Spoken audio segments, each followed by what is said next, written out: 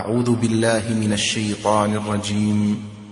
بسم الله الرحمن الرحيم. الحمد لله رب العالمين الرحمن الرحيم مالك يوم الدين إياك نعبد وإياك نستعين اهدنا الصراط المستقيم صراط الذين أنعمت عليهم غير المغضوب عليهم ولا الضالين.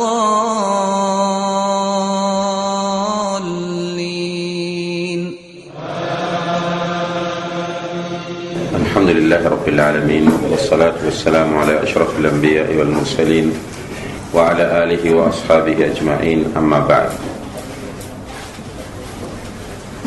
அன்புள்ள சகோதர சகோதரிகளே, அஸ்ஸலாமு அலைக்கும் வரஹ்மத்துல்லாஹி வபரகாத்துஹு.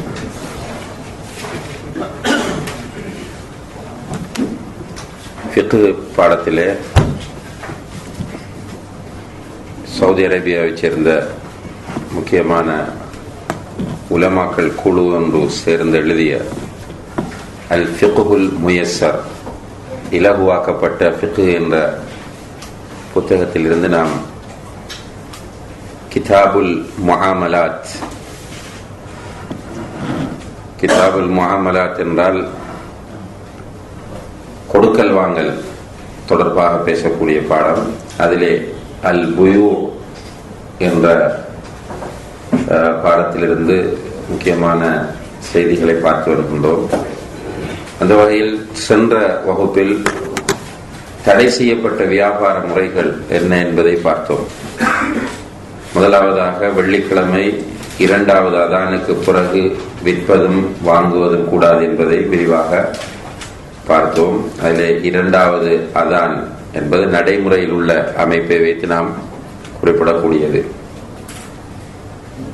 இரண்டாவது தடை செய்யப்பட்ட வியாபாரம் ஒரு பொருளை அல்லாஹ்வுக்கு மாறு செய்கின்ற விஷயத்தில் அதை பயன்படுத்துகிறவருக்கு விற்பது. ஒருவர் ஹலாலான பொருளாக இருக்கும், ஆனால் பயன்படுத்துகிற நோக்கம் அல்லாஹ்வுக்கு மாறு செய்வதாக ஹராமாக இருந்தால் அவருக்கு அந்த பொருளை விற்பது கூடாது என்பதை பார்த்தோம். அதே போன்று சகோதர முஸ்லிமின் வியாபாரத்திற்கு எதிராக வியாபாரம் செய்வது கூடாது. ஒருவருடைய வியாபாரத்தை வீழ்த்துவதற்காக வேண்டி அவருக்கு எதிராக வியாபாரம் செய்வது கூடாது. நான்காவதாக சகோதர முஸ்லிம் வாங்கும் போது அவருக்கு எதிராக வாங்குவது கூடாது என்பதையும் பார்த்தோம். ஐந்தாவதாக ஈனா என்ற வியாபாரம் கூடாது என்று பார்த்தோம். ஈனா என்றால் என்ன? யாராவது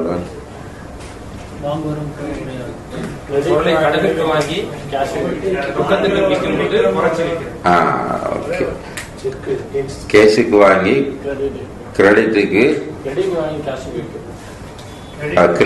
வாங்கி கேஷுக்கு குறைத்து விற்பது.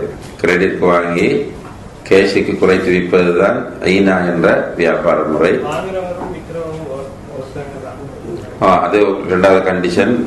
அதே நபராக இருக்கணும். அந்த விற்றவரும் திரும்ப வாங்கக்கூடியவரும் ஒரே நபராக இருப்பது. கிரெடிட்டுக்கு வாங்கி கேஷை கூட விற்கிறது அது உங்களோட வியாபாரம் விரும்பின மாதிரி செய்யலாம். அதான் கூட மெயினா கிரெடிட்டுக்கு வாங்கி செக்கை கொடுத்துட்டோ அல்லது வேற ஒரு முறையிலோ கிரெடிட்டுக்கு வாங்கி அதே நபரிடம் கேஷுக்கு குறைந்த விலையில் விற்பது. கூடிய விலைக்கு விற்கிறது கேட்குறீங்களா? அது கூடும்.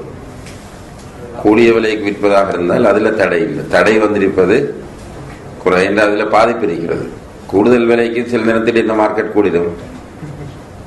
அது வியாபாரம் அல்லாஹ் அனுமதித்த வியாபாரத்திற்குள் வரும்.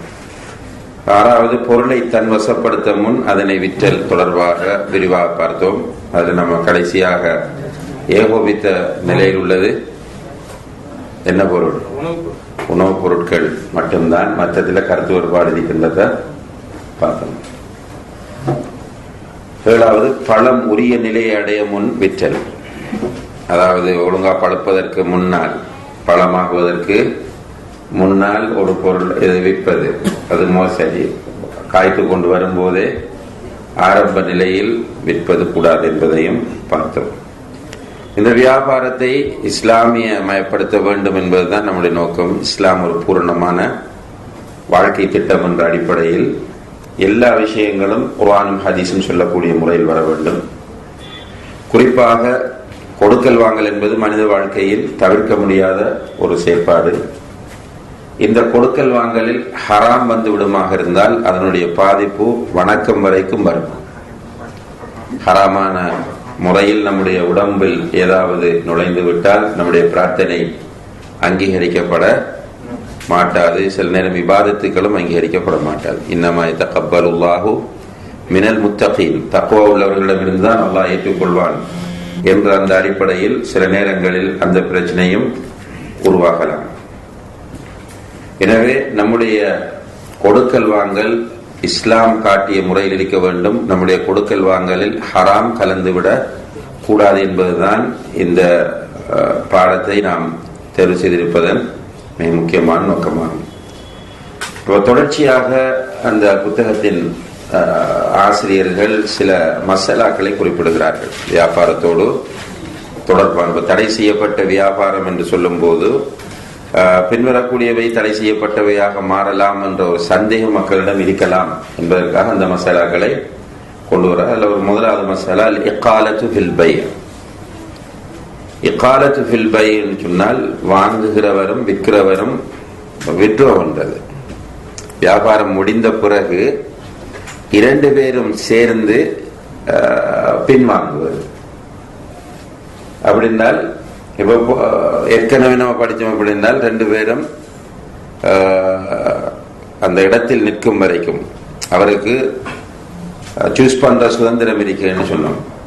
வாங்குகிறவரும் விற்கிறவரும் அந்த மஜ்லிஸை விட்டு பிரியாத வரையில் சூஸ் பண்ணுகின்ற சுதந்திரம் உரிமை அவர்களுக்கு இருக்கிறது. இப்போ நான் ஒரு பொருளை வாங்குகிறேன், வாங்கிட்டு பணத்தை கொடுத்துட்டேன். இப்போ இந்த மொபைலை வாங்கிட்டு பணத்தை கொடுத்துட்டேன், வாங்கிட்டு பார்த்தேன் நீங்க பிடிக்கல. இப்போ பணம் கொடுத்ததோட வியாபாரம் முடிந்து விட்டது. ஆனால் அந்த இடத்தை விட்டு நான் செல்லவில்லை என்கிற காரணத்தினால் திரும்ப அந்த பொருளை அவர்கிட்ட கொடுத்துட்டு நான் பணத்தை வாங்கி எடுக்கிற உரிமை எனக்கு இருக்கிறது. முடியாதுன்னு அவர் சொல்ல முடியாது. சட்டத்தில் போய் அல்லாஹ்விடத்திலும் குற்றவாளி அல்ல, சட்டத்தில் போய் நின்றாலும் கூட இஸ்லாமிய ஷரியாவாக இருந்தால் அதை திருப்பி கொடுக்க வேண்டும் என்கிற அந்த சட்டத்தை சரியா போட்டு சொல்லும். இதை சொல்லும் போது நமக்கு ஒரு டவுட் வரும். அப்ப வீட்டை போய் திரும்ப கொண்டு வந்து கொடுக்க முடியுமா முடியாதான்னு. இப்ப சில இடங்கள்ல போட்டே இருப்பாங்க, ஏதாவது டேமேஜ் இருந்தா கொண்டு வந்து பொருளை மாற்றிக்கொள்ளலாம். சில இடங்கள்ல மாற்றவே முடியாதுன்னு போட்டிருப்பாங்க, பொருளை மாற்றவே முடியாதுன்னு போட்டிருப்பாங்க. இதெல்லாம் அந்த கண்டிஷன்ஸ். ஹதீஸ் வருது அல் முஸ்லிமூன அலா ஷுரூத்திஹிம். நம்மளோட கொடுக்கல் வாங்கலுக்கு தேவையான முக்கியமான ஹதீஸ். அல் முஸ்லிமூன அலா ஷுரூத்திஹிம். முஸ்லிம்கள் அவர்கள் இட்ட நிபந்தனைகளில் இருக்க வேண்டும். எந்த நிபந்தனை அடிப்படையில் நம்ம ஒன்றை செய்யறோமோ அந்த நிபந்தனை. இப்போ ஒரு டாக்ஸி ஒன்று பேசிட்டு போறோம் என்றால், அப்ப நம்ம உட்கார்ந்து பேசுறோம் என்னன்னா 500 ரூபா தரம் என்று இடம் தெரியல, ஆனா பார்த்தா பக்கத்துல இருக்கி போய் இறங்கிட்டு வந்து எனக்கு நீங்க வந்து பணத்தை திருப்பி கொடுங்கன்னு சொல்ல முடியாது. அல் முஸ்லிமூன அலா ஷுரூத்திஹிம். அதே போலதான் பிசினஸ்ல நாம் செல்லக்கூடிய கடையில போட்டிருக்கிறாங்க, இந்த பொருள் திரும்பி ஏற்றுக்கொள்ளப்பட மாட்டாது. அந்த கண்டிஷன் எப்படி அந்த கண்டிஷன் போட்டாலும் அதுக்குள்ள எது விதிவிலக்காகும்? ஹியாருல் மஜ்லிஸ் விதிவிலக்காகும். நல்லா புரிஞ்சு கொள்ளுங்க. ஹியாருல் மஜ்லிஸ் என்றால் அவங்க கண்டிஷன் போட்டிருக்கிறாங்க, கொடுத்தது திருப்பி எடுக்கப்பட மாட்டாங்க. கேஷியர்ல நம்ம பேர் பண்ணிட்டு எடுத்து பார்க்கிறோம், பிடிக்கல, அதே பிறகு திரும்ப ரிட்டர்ன் பண்ணால் அவர் போர்டை காட்டக்கூடாது. நாங்க திருப்பி எடுக்க மாட்டோம் போர்டில் போட்டிருக்கிறோம், எனவே திருப்பி தர மாட்டோம் சொல்ல முடியாது. ஏன்? இஸ்லாத்தில் அனுமதிக்கப்பட்டிருக்கிறது ஹியாருல் மஜ்லிஸ், அந்த இடத்தை விட்டு பிரிவதற்கு முன்னால் அனுமதிக்கப்பட்டிருக்கிறது. இப்ப ஒருவர் பொருள் எடுத்து வீட்டுக்கு போயிட்டார், ஒரு எலக்ட்ரானிக் பொருளோ அல்லது ஒரு குளத்தோ ஏதோ சம்திங். அந்த பொருளை எடுத்துட்டு போகும்போது வீட்டுக்கு போய் பார்க்கிறார், அவருக்கு பிடிக்கல. அல்லது குழந்தைக்கு ட்ரெஸ் எடுத்துட்டு போனார், அது மெச்சாகல. இப்ப என்ன பண்றது? கரைக்கு எடுத்துட்டு வாரார். வந்தால் இரண்டு பேரும் பொருந்தி கொண்டு அதை வித்ட்ரா பண்ணுவதற்கு மார்க்கத்தில் அனுமதி இருக்கிறது. ரெண்டு பேரும் பொருந்தி கொள்ளணும். ஆனால் அப்படி டேமேஜோட வரும்போது பொருந்தி கொள்வது மிக சிறந்தது. இது இப்போ வாங்குறவரை பொறுத்தளவு இதில் பிரச்சனையே இல்லை, விற்கிறவருக்கு தான் பிரச்சனை இருக்கு. சில நேரங்களில் இப்போ போகிற வழியில் அவரை கையால் விழுந்திருக்கும், ஏதாவது ஒன்று ஏற்பட்டிருக்கும். அப்போ அதை மறைச்சி கொண்டு வந்து கொடுக்கலாம், அது மோசடி.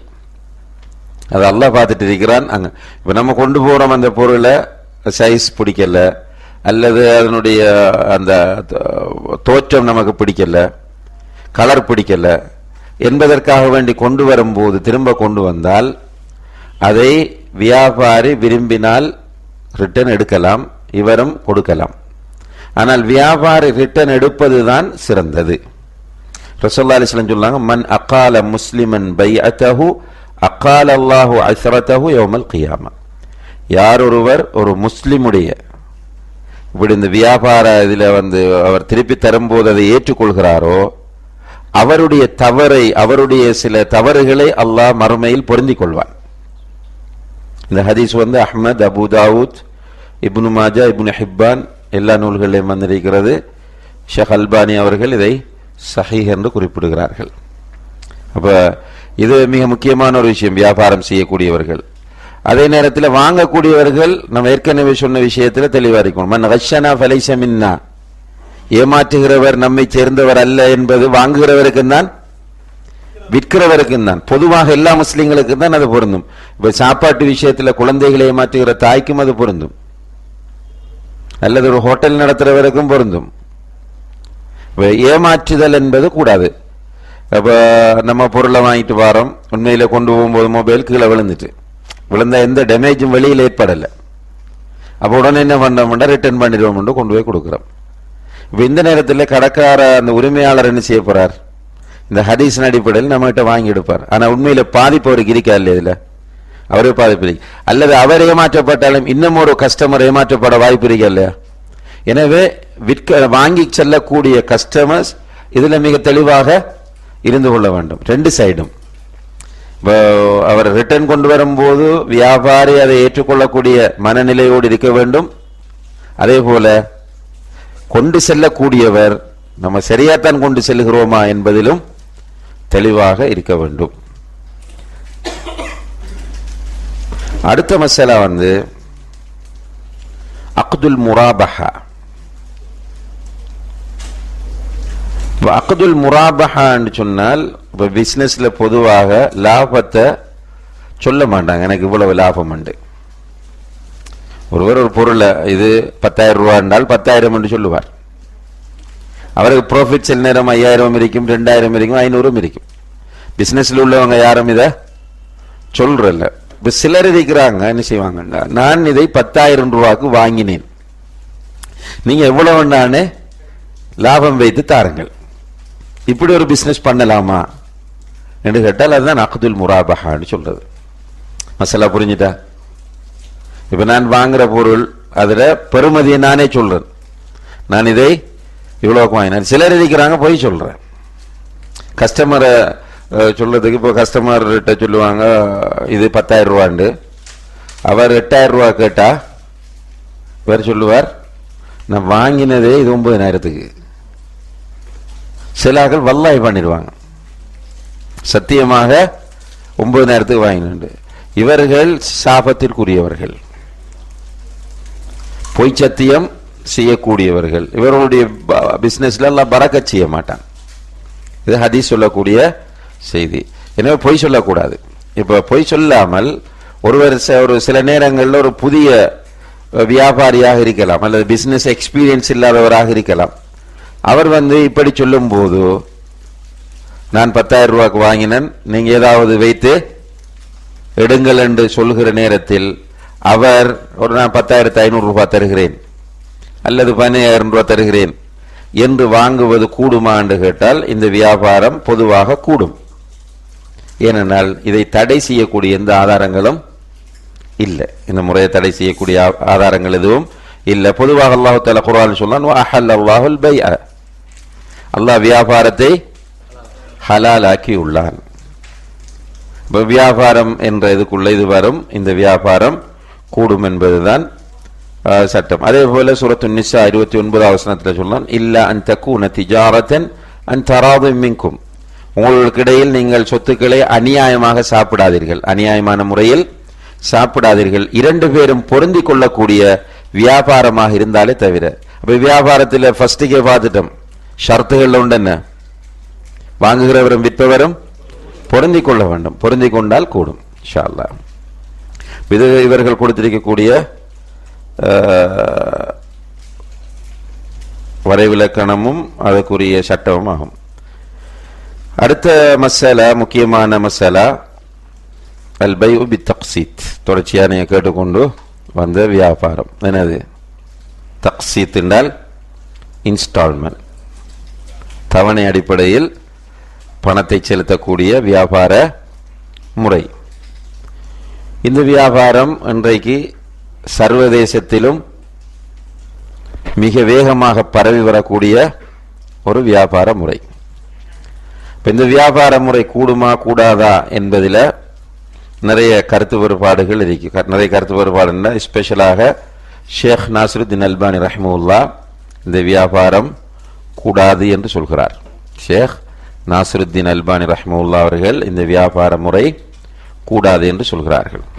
இந்த வியாபாரத்தோடு தொடர்பான ஏற்றுக்கொள்ளப்பட்ட சில முறைகள், முதலாவது கடனுக்கு ஒரு பொருளை வாங்குவது கூடுமா? என்ன? தாராளமாக கூடும். நான் பிறகு பணத்தை தருகிறேன் என்று கடனுக்கு ஒரு பொருளை வாங்குவது மார்க்கம் அனுமதித்திருக்கிறது. ரசூல் ஸல்லல்லாஹு அலைஹி வஸல்லம் அவர்கள் ஒரு யூதனிடமிருந்து உணவு வாங்கினார்கள், ஒரு உணவுப் பொருளை வாங்கினார்கள். பினசிஆ, கடனுக்கு. வரஹனஹு திர்அன் லஹு மின் ஹதீத், இரும்பாலான ஒரு கேடயத்தை அவரிடம் அடமானமாக வைத்துவிட்டு வந்தார்கள். இப்ப கடனுக்கு ஒரு பொருளை ரசூலுல்லாஹி அலைஹி வஸல்லம் அவர்கள் வாங்கியிருக்கிறார்கள். இது எல்லோரும் ஏற்றுக்கொண்ட ஒரு முறை. அப்ப இன்ஸ்டால்மெண்ட்ல வரக்கூடிய ஒரு இடம் தான் அது, அதாவது கடன் வியாபாரம் தான் இன்ஸ்டால்மெண்ட் என்பது. இரண்டாவதாக தவணை அடிப்படையில் கடனை செலுத்துவதற்கு மார்க்கத்தில் அனுமதி இருக்கான்னு கேட்டால் அதுவும் தாராளமாக அனுமதி இருக்கிறது. ஆயிஷா ரலியல்லாஹு அன்ஹா அவர்கள் சொல்கிறார்கள், பரீரா, பரீரா என்பது அவர்களிடமிருந்த அடிமை பெண். அந்த அடிமை பெண் 9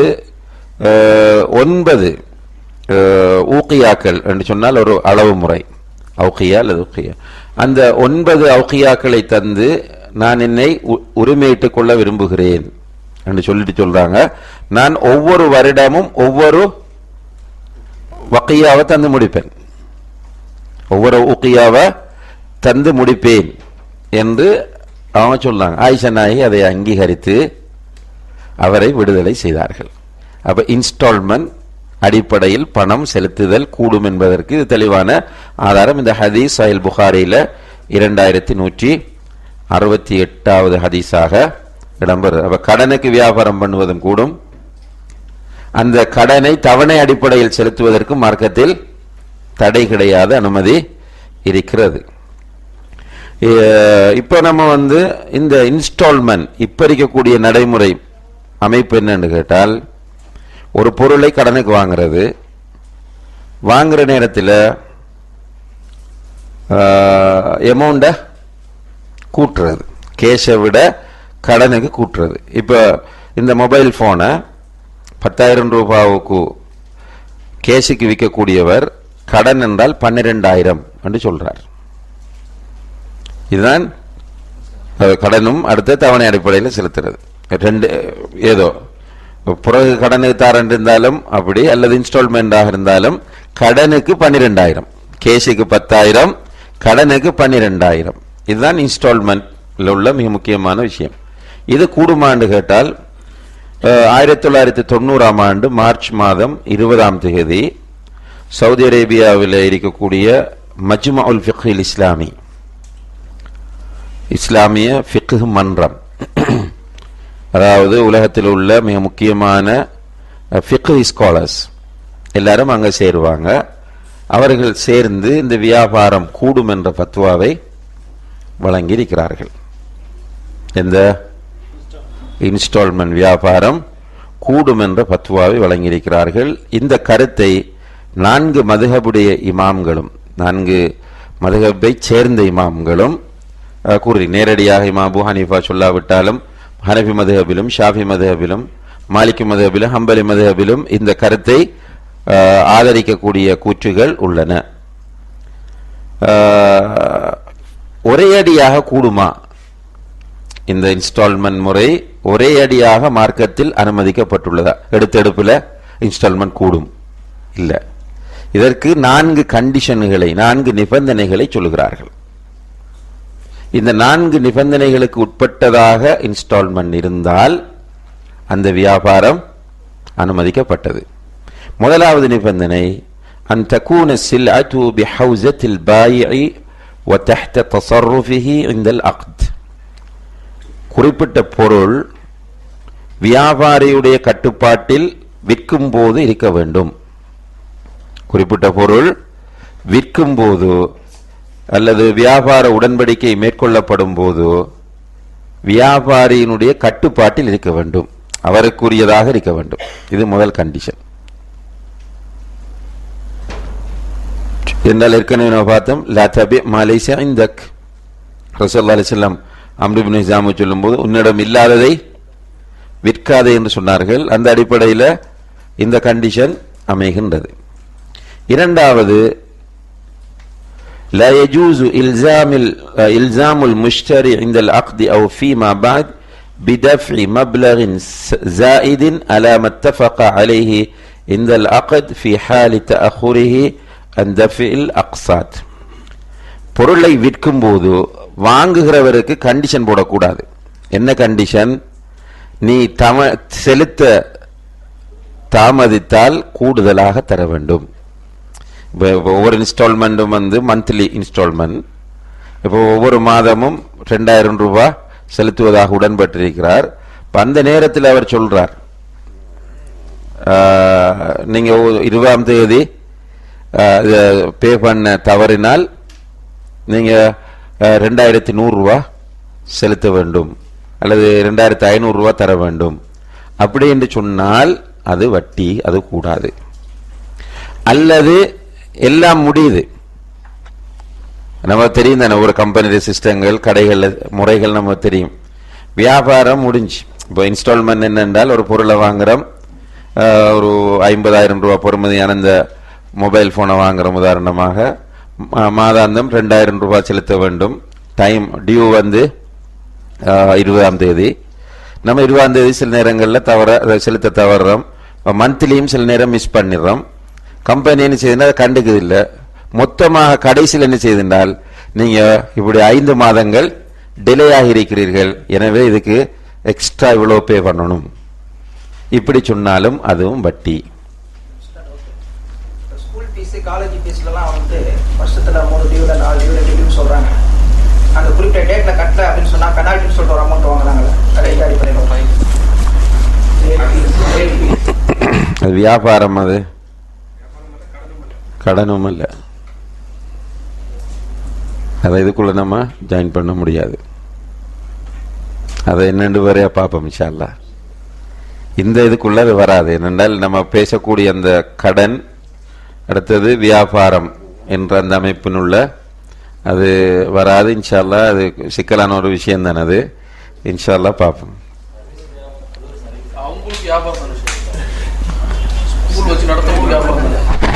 இல்லை பார்ப்போம் இன்ஷா அல்லாஹ் அதை. ரைட். அப்போ ஆரம்பத்தில் கண்டிஷன் போட்டாலும் அந்த வியாபாரம் கூடாது என்றால் வட்டி, அல்லது கடைசியில கண்டிஷன் அந்த மேலதிகமாக வாங்கி எடுத்தாலும் அதுவும் கூடாது, வட்டி. எனவே ஒரு வாங்குகிறவருக்கு இந்த கண்டிஷன்ஸ் போடாமல் கொடுக்க வேண்டும். இரண்டாவது கண்டிஷன். தவணை 1 வருஷம் பேசும் ஒரு பொருளை வாங்குறது, அப்போ ஒரு ரேட்டு. இதே தவணை 2 வருஷம் ஆயிருச்சுன்னா அதுக்கு ஒரு ரேட்டு. அந்த மாதிரி இது சரியாது, அதுவும் தப்பு இல்லை. ஏன்னா இப்போ துபாயில் இஸ்லாமிக் பேங்க்ல என்ன சொல்றாங்க, வெளியில மார்க்கெட்ல ஒரு கார் 60,000 திரத்துக்கு கீழே தான். அந்த கார் அவங்க 72,000 திரம் 12,000 திரம் கூட சொல்றாங்க. நீங்க 2 வருஷத்துல கட்டினா 72,000 திரம். அதே நீங்க 3 வருஷம் டியூவா நீங்க கட்டுறதா இருந்தா 80,000 திரம் சொல்றாங்க. கூடும். அது இந்த இப்போ நம்ம சொல்ல போற 4 கண்டிஷன்ஸுக்குள்ளேயும் அது வந்துச்சுன்றால் அந்த காலம் பிந்த இவ்வளவு போகும்ன்றது நமக்கு அனுமதிக்கப்பட்டது. ஏனென்றால் வியாபாரம் தானே செய்கிறோம். வாங்குகிறவரும் பயனடையணும், விற்கிறவருக்கும் பயன் கிடைக்கணும். எனவே இஸ்லாம் அந்த பயனடைவதை தடை செய்யல. பயனடைவது என்பதை ஒரு கேட்டகரிக்குள்ள கொண்டு வந்து அந்த கண்டிஷன்ஸை தாண்டும் போதுதான் அது கூடாது என்று சொல்லுது. மூன்றாவது நிபந்தனை என்னென்றால் யஹ்ரும் அலல் முஷ்தரி அல் மில்லி அல் முமாத்தலத்து ஃபி சதாதி மா ஹல்ல மினல் அக்ஸாத். இப்போ கடனை கொடுக்க முடியுது, இன்ஸ்டால்மெண்ட் வாங்கிட்டோம், பொருளை ஒன்று இன்ஸ்டால்மெண்ட்ல வாங்கிட்டோம், மாதம் 2000 ரூபாண்டு பேசிட்டோம். இப்போ பேசி பே பண்றதுக்கு எனக்கு முடியுமாக இருந்தும் வேண்டும் என்று நான் இழுத்தடிக்கிறது. என்ன இப்போ கண்டிஷன் முன்னுக்கு என்ன போட்டோம்? லேட்டானால் அதிகமாக வாங்கக்கூடாது. லேட்டானால் என்ன, டியூவை விட லேட்டானால் அதிகமாக வாங்கக்கூடாது. ஃபர்ஸ்ட் கண்டிஷன் விதிக்கவும் கூடாது, கடைசியில் வாங்கவும் கூடாது. இப்போ என்ன செய்யலாம் என்றால், இப்போ நம்ம 2000 ரூபாய் பேசிட்டு இருக்கிறோம், ஒரு கார் வாங்குறோம் அல்லது அதை விட பெருமதியான ஒன்றை இன்ஸ்டால்மெண்ட்ல வாங்குறோம்னு அந்த அமௌண்ட் கூடுதலாக வரும். மந்த்லி கொடுக்க 50,000, 1 லட்சம் அல்லது 2 லட்சம் இப்படி வரும்போது அதை எடுத்தாங்கன்னா இன்னொரு பிசினஸ்ல போடலாம். அதனால என்ன பண்ண சிலர் இப்படி இழுத்து அடிப்பாங்க. ரசூலுல்லாஹி அலைஹி வஸல்லம் அவர்கள் பொதுவாக சொன்னார்கள், மத்லுல் கனிய்யுல் முன், கடன் வாங்கிட்டு வசதியோடு இருந்து இழுத்தடிப்பது அநியாயமாகும் என்றாங்க. இப்ப நம்ம இதெல்லாம் ஹதீஸ்ல வர விஷயங்களை கண்டுக்கிறதே இல்லை. ஏதாவது கான்ட்ரோவர்ஷியலான விஷயங்களாக இருந்தால் அதை போட்டு ஃபுல்லா இஷ்யூ ஆக்குவோம். இதுல இப்ப கடன் வாங்குறத இஸ்லாம் உற்சாகப்படுத்தல, ஆர்வமூட்டல. கடன் கொடுக்கறது ஆர்வமூட்டுது. இப்ப நான் ஒருவர்கிட்ட கடன் கேட்டு போறதை இஸ்லாம் விரும்பல. ஆனால் நான் கேட்டு போனால் கொடுக்க வேண்டும் என்று வசதி உள்ளவர்களை இஸ்லாம் தூண்டுகிறது. இப்ப கடன் வாங்கக்கூடியவருக்கு என்ன சொல்லுதுன்னா, கடனோட மூத்தாயிராத என்று சொல்லுது. கடன் இல்லாம மூத்தாகு. கடன் நீ வாங்கும் போது கொடுக்க வேண்டும் என்ற நியத்தோட வாங்கு. ரைட்? கொடுக்க வேண்டும் என்ற நியத் இல்லாமல் வாங்கினால் அல்லாஹ் உதவி செய்ய மாட்டான். கடன் வாங்கும் போது சங்கடப்பட்டு தான் வாங்க வேண்டும், கடன் வாங்க செல்கிறோமே என்று. அந்த கவலையோடு வாங்குகிறவர் கடனை உரிய நேரத்திலோ அதற்கு முன்னரோ கொடுத்து முடிக்க வேண்டும். அப்படிலாம் வசதி இருந்தும் சிலர்கிட்ட எப்படின்னா பணம் வரும், வாங்கினவங்க கேட்க மாட்டாங்க. அப்படி சில மக்கள் இருக்கிறாங்க. கடன் கொடுப்பாங்க, திருப்பி எப்ப நம்ம கொடுக்கிறோமோ அப்ப எடுத்துக்குவாங்க. இப்ப கடன் கொடுக்க முடியுமாக இருந்த நிலையில், கடனை திருப்பி கொடுக்க முடியுமாக இருந்த நிலையில் ஒருவர் இழுத்தடித்தால் அது துல்மாகும், அநீதியாகும் என்று ஸல்லல்லாஹு அலைஹி வஸல்லம் சொல்றாங்க. அந்த அடிப்படையில் வசதி படைத்த மக்கள்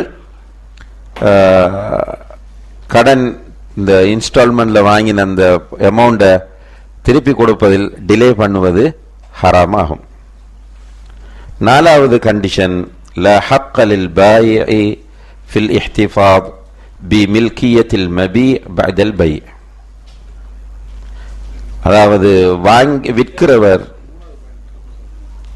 புரியலையா? 3வது பாயிண்ட்.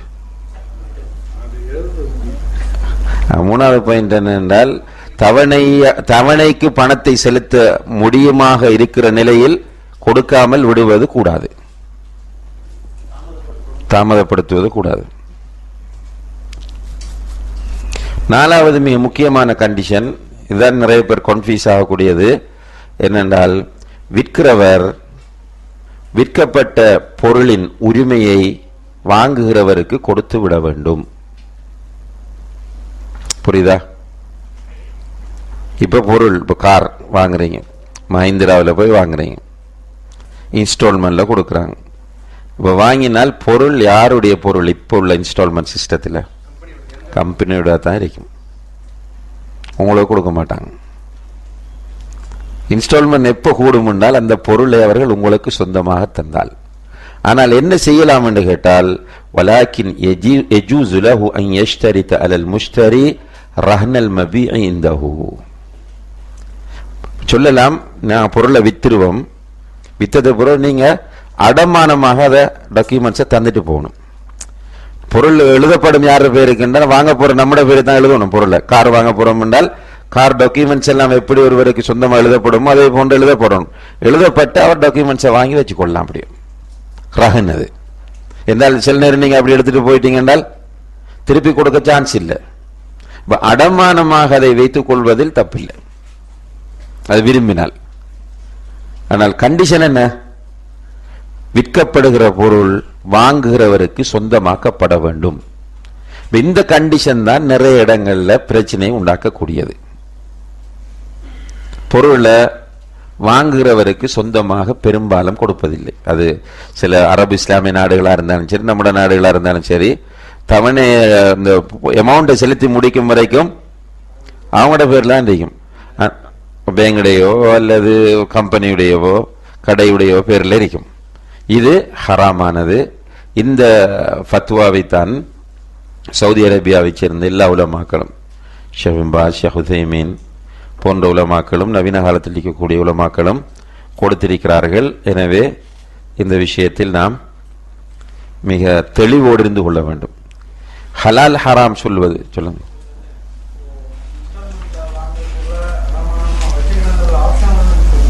ஆப்ஷன் தான், கண்டிஷன் இல்லை.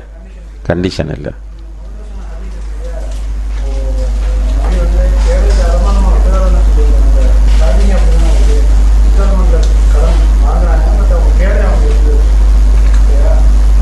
இன்ஸ்டால்மெண்ட்ல இல்ல, தவணை லேட் கடன் வாங்குறாங்க. கடனுக்கு ஒரு பொருளை வாங்குறாங்க, அங்க அடமானமாக தன்னுடைய பொருளை வைத்தார்கள். அது உங்களுடைய இதை பொறுத்து தந்தைக்கு ரசூலுல்லாஹி அலைஹி வஸல்லம் ஜெனுவினா தான் இருப்பாங்க. இப்ப நம்மளும் போய் ஜெனுவினா கேட்கிறோன்னா அப்படி தான் கேட்கணும். கடன் கேட்கிறோம், ஜெனுவினா கடன் கேட்கிறோம், நம்ம தானே நீங்க அதை வித்து போட்டு எடுத்துருங்க, அல்ல நான் லேட்டானா வித்துட்டு எடுக்கக்கூடிய மாதிரி அடமானம் வைக்கிறது. ரசூலுல்லாஹி அலைஹி வஸல்லம் கண்டிஷன் போடல, அடமானம் வையுங்கள் என்று சொல்லல. அடமானமா கம்பெனி கேட்குதுன்னா கம்பெனிக்கு ரைட் இருக்கு, நீங்க அடமானமா வைக்கணும். அப்ப இந்த பிசினஸ் யாராவது செய்ய விரும்பினால் இந்த 4 கண்டிஷனையும் சரியான முறையில் ஃபாலோ பண்ணி இந்த பிசினஸ் செய்தால் அல்லாஹ் ஆலம் இன்ஷா அல்லாஹ் இந்த பிசினஸ் கூடும். இந்த கருத்தை தான் நவீன காலத்தில் உள்ள எல்லா உலமாக்களும், குறிப்பாக மஜ்மஉல் ஃபிக்ஹில் இஸ்லாமி, இஸ்லாமிய ஃபிக்ஹ் மன்றமும் இந்த ஃபத்வாவை வழங்கி இருக்கிறது. நம்ம சொன்னது போல ஹலால் ஹராம் சொல்லக்கூடிய விஷயத்தில் நாம் அவசரப்படக்கூடாது. முடியுமானவரை உலமாக்கள்கிட்ட தீர விசாரித்து தெளிவான ஒரு முடிவைத்தான் சொல்ல வேண்டும். இது ஹலால் ஹராம் சொல்லி சாதிக்க போறது ஒன்றும் இல்லை, மாட்ட போற விஷயம்தான் அதிகமானது. எனவே குறிப்பாக இந்த இஸ்லாமிய கல்வி தேடலில் ஈடுபடக்கூடிய நம்மை பொறுத்தவரையில் பேணுதலாக இருக்க வேண்டும் என்று விரும்புவோம். நம்மட தனிப்பட்ட பேணுதல் என்பது வேறு. நமக்கு இன்னொரு தனிய ஒரு முடிவு எடுத்துக்கலாம். நமக்கு இதுல தெளிவு வரல, இப்ப நம்ம சொன்னதும் கூட உங்களுக்கு தெளிவாகல இன்ஸ்டால்மெண்ட் ரைட். நீங்க மற்றவர்களுக்கு ஃபத்வா கொடுக்காம நீங்க அவாய்ட் பண்ணிக்கொள்ளுங்க. நம்ம ஏன் ஹலால் ஹராம் தெரிய விரும்புறோம்? மக்களை சொல்றதுக்காகவா? அது செகண்ட் திங் தான். ஃபர்ஸ்ட் என்ன? நம்மை நாம் நரகத்திலிருந்து பாதுகாத்துக் கொள்ள வேண்டும். ஒருவர் ஹராமான உணவை உண்டு, ஹராமான ஆடையை அணிந்து, ஹராமான முறையில் வாழ்ந்து கொண்டு பிரார்த்தனை செய்தால் அவருடைய பிரார்த்தனை கபூல் செய்யப்பட மாட்டாது. இரண்டாவது, மறுமையிலே அல்லாஹு தஆலா கேட்கக்கூடிய 4 கேள்விகளில் ஒன்று அன் மாலிஹி மின் ஐன இக்தஸபஹு வ ஃபீமா அன்ஃபகஹு, உன்னுடைய பொருளாதாரம் உனக்கு எப்படி வந்தது, அது எப்படி செலவழிக்கப்பட்டது. மூன்றாவது ரசூலுல்லாஹி அலைஹி வஸல்லம் சொன்னாங்க குல்லு லஹ்மின் நபத மின் அஸ்-சுஹ்தி ஃபன்னாரு அவுலா பிஹி, ஹராத்தில் வளர்ந்த உடம்புக்கு தகுதியான இடம் நரகம்தான் என்று சொன்னாங்க. அல்லாஹ் பாதுகாக்க வேண்டும். இதுதான் நம்முடைய நோக்கமாக இருக்க வேண்டும். ரசூலுல்லாஹி அலைஹி வஸல்லம் அவர்கள் ஹராத்தை பற்றி போதித்த அந்த விஷயத்தில் சஹாபாக்களை பார்க்கிறோம். ஸ்பெஷலா அவங்களோட பேரன் ஹசன் ரலியல்லாஹு அன்ஹு அல்லது ஹுசைன் பேரிச்சம்பழத்தை எடுத்து சாப்பிட்ட நேரத்தில் ரசூலுல்லாஹி அலைஹி வஸல்லம் ஓடி போய் பறித்து வெளியே வீசி விட்டு சொன்னார்கள், நமக்கு சதக்கா ஹராம் என்பது உனக்கு தெரியாதான்னு கேட்டாங்க.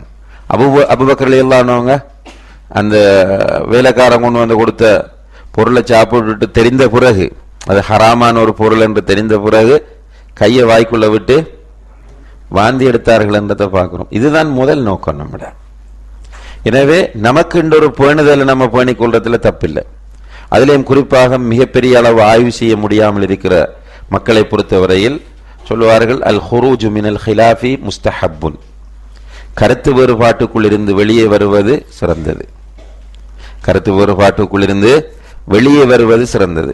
இப்போ உதாரணமா இன்ஸ்டால்மெண்ட்ல நீங்க ஒரு மொபைல் போன் வாங்க விரும்புறீங்க, போய் பார்க்குறீங்க, 50,000 ரூபா போட்டிருக்கிறாங்க. இப்போ உங்களோட மனம் சொல்லுது, ஷேக் அல்பானி இதை ஹராம் என்று சொல்லியிருக்கிறாரே. ரெண்டொரு குழப்பம் உண்டு வருது. இப்போ ஹலாலா ஹராமான்ற ஒரு கருத்து வேறுபாடு உங்களுக்கு வந்துட்டு இப்ப இந்த நேரத்தில் சிறந்தது என்ன? வெளியே வர 2 முறை. ஒன்று கேஷை கொடுத்து வாங்க, இல்லைன்னா இந்த பொருள் எனக்கு தேவையில்லை, இப்போதைக்கு எனக்கு அவசியம் இல்லைன்னு விட்டுட்டு போங்க, அல்லது ஃபுல்லா கேஷை கொடுத்து வாங்கிட்டு போங்க.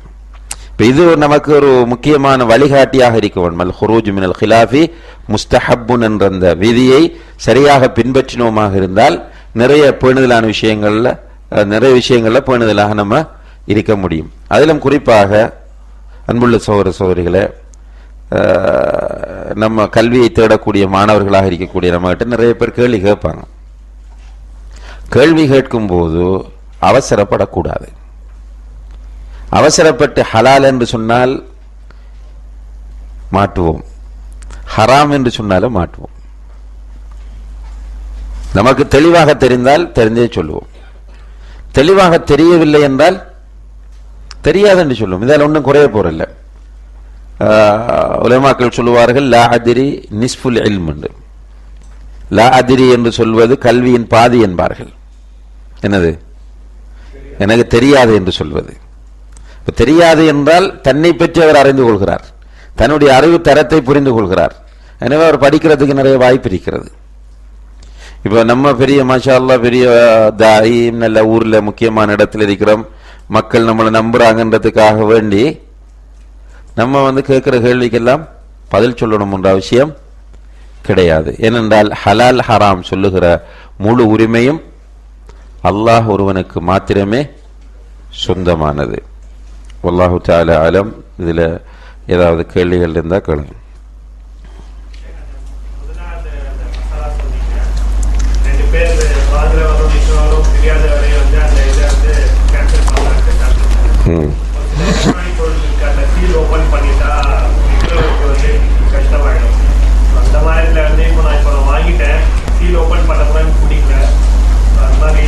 அதான் விருப்பத்தோடு முதல்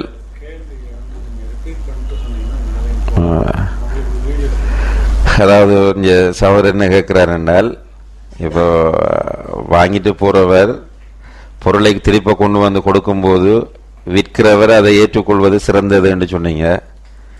இப்போ வாங்கிட்டு போனவர் சில சீல் இருக்கு, அந்த சீல் உடைக்க கூடாது என்று இருக்கும், உடைச்சதுக்கு பிறகு திரும்பி கொண்டு வரார்.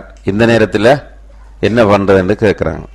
இதுல முதல் விஷயம் என்னென்றால், அல் முஸ்லிமூன அலா ஷுரூத்திஹிம், முஸ்லிம்கள் தங்களுடைய ஒப்பந்தங்களில் நிபந்தனைகளில் தெளிவாக இருப்பார்கள், உறுதியாக இருப்பார்கள்.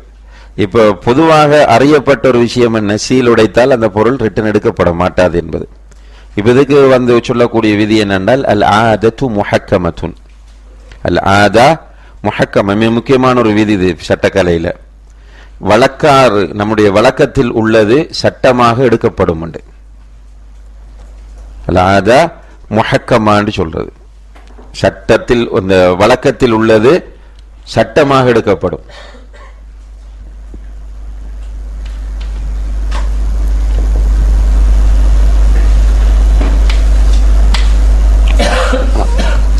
இப்போ வளமையில என்ன இருக்கு, உடைச்சா எடுக்கப்பட மாட்டாது. இது உலகமே ஏற்றுக்கொண்ட ஒரு வளமை. எனவே உடைச்சிட்டு இவர் நிக்க கூடாது. இரண்டாவது விஷயம் என்னென்றால், இக்காலா என்பது எப்ப கூடும், 2 பேரும் ஏற்றுக்கொள்ளும் போது, 2 பேரும் பொருந்திக் கொள்ளும் போதுதான் கூடும்.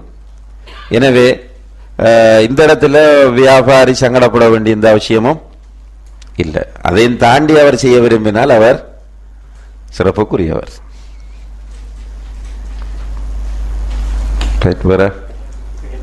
பொருள் வாங்குறாங்க, 10,000 ரூபாய்க்கு வாங்கியிருக்கேன், பார்த்து கொடுங்க அப்படின்னு சொன்னாங்க. அத்தன் சொன்னேன் நம்ம ஏற்கனவே. எனது அல் முராபஹ் இந்தல் அக்த், நான் 10,000 ரூபாய்க்கு வாங்கியிருக்கிறோம் பார்த்து கொடுங்கன்னு சொல்றார். இந்த வியாபாரம் கூடுமாண்டா கூடும். இந்த வியாபாரம் மார்க்கத்தில் அனுமதிக்கப்பட்டுள்ளது. வாங்குறவர் என்ன பண்ணணும், அவருக்கு தெரியும் அவருடைய வேல்யூ எப்படி இருக்குமென்று. அதுக்கேற்ற மாதிரி நான் ஒரு 500 ரூபா வச்சு கொடுக்குறேன்னு சொல்லலாம். அல்லது உங்களுக்கு 10,000 ரூபாய்க்கு சீப்பாக கிடைச்சிருக்கி நான் ஒரு 5,000 ரூபா வச்சு தர்றேன்னு சொல்லலாம். 2 பேரும் பொருந்தி கொண்டால் அந்த வியாபாரமும் மார்க்கத்தில் அனுமதிக்கப்பட்டதாக இருக்கும். பொய் சொல்லக்கூடாது. நம்ம சொல்ல வேண்டிய அவசியம் இல்லை. இந்த பொருளுக்கு நீங்க சொல்ல வேண்டியது என்னென்றால் 15,000, நீங்க 15,000 என்று சொல்றதுல நீங்க தெளிவா இருந்தீங்கன்னா சரி. பொய் சொல்ல வேண்டியது நான் வாங்கினது 14,000 என்று பொய்ய சொல்லாதீங்க. வாங்கின நீங்க 10,000க்கு, நீங்க 20,000க்கு விற்க விரும்பினாலும் உங்களுக்கு மார்க்கத்தில் அனுமதி இருக்கிறது. ஏற்கனவே நம்ம அதை குறிப்பிட்டோம். என்ன, ஒட்டகம் வாங்கிட்டு வந்தவர் கொள்ள லாபம் என்று அதுக்கு சொல்றதில்ல. ஆனால் அரசாங்கம் ஒரு விலையை நிர்ணயித்திருக்கும் போது அதை மீறி நீங்க வித்தால் அரசாங்கமே உங்களை கைது செய்யும். அப்படி பண்ண முடியாது. அது இல்லாம விலை நிர்ணயிக்கப்படாத பொருட்களாக இருக்கும் போது, விலை நிர்ணயிக்கப்படுறால் அரசாங்கத்தினால் விலை நிர்ணயிக்கப்படாத பொருட்களாக இருந்தால் அந்த பொருட்களை நம்ம விரும்புகிறபடி விற்கலாம். இந்த லேப்டாப் நான் ஒரு 1000 ரியாலுக்கு வாங்கியிருக்கிறேன். ஒருவர் வாரார், நல்லா இருக்கு கொடுக்குறீங்களா? நான் சொல்ல 2000 ரியால் தாங்க. ஒன்றுக்கு நான் இன்னும் இது வித்துட்டு இன்னும் ஒரு லேப்டாப் வாங்கி 1000 ரியால் சேமிக்கவும் முடியும். Right, 2 laptop. இப்போ இது வியாபாரியுடைய திறமையை பொருள். அதுக்காக பொய் சொல்லக்கூடாது. சைனாவுடைய பொருளை ஜப்பான் என்றும் சரிதானே, மிக பழைய பொருளை இப்போ புதுசாக ப்ரொடக்ட் பண்ண என்று சொல்லியும் இப்படி செய்வது மன் கஷனா ஃபலைஸ மின்ன, சாதாரணமான எச்சரிக்கை அல்ல. வியாபாரிகள் மிக கவனமாக இருக்க வேண்டியது. என்றால் வியாபாரம் பரக்கத்தான ஒரு தொழில், ரசூலுல்லாஹி அலைஹி வஸல்லம் துஆ செஞ்ச ஒரு தொழில். ஆனால் மிக கவனமாக செய்யப்பட வேண்டிய தொழில். என்றால் வார எச்சரிக்கை எல்லாம் சாதாரணமான எச்சரிக்கை இல்லை. லைஸ மின்னா, லைஸ மின்னாண்ட என்ன, எம்மை சார்ந்தவர் அல்ல என்ன மீனிங், டேஞ்சரான மீனிங். வயலுன், வயலுண்டால் என்ன, கேடு, நரகம். வயலுல்லில் முத்தஃபிஃபீன், அளவை நிறுவைகளில் மோசடி செய்கிறவர்களுக்கு கேடுதான். அளவை நிறுவையில் எல்லாமே வரும். லிட்டரில் அளக்கிறது, மீட்டரில் அளக்கிறது, கிலோவில் அளக்கிறது, டொன்னில் அளக்கிறது, எல்லா அளவையும் வரும், எல்லா நிறுவையும் வரும். எனவே அளவை நிறுவைகளில் மோசடி செய்தால் முடிவு ஆபத்தானது.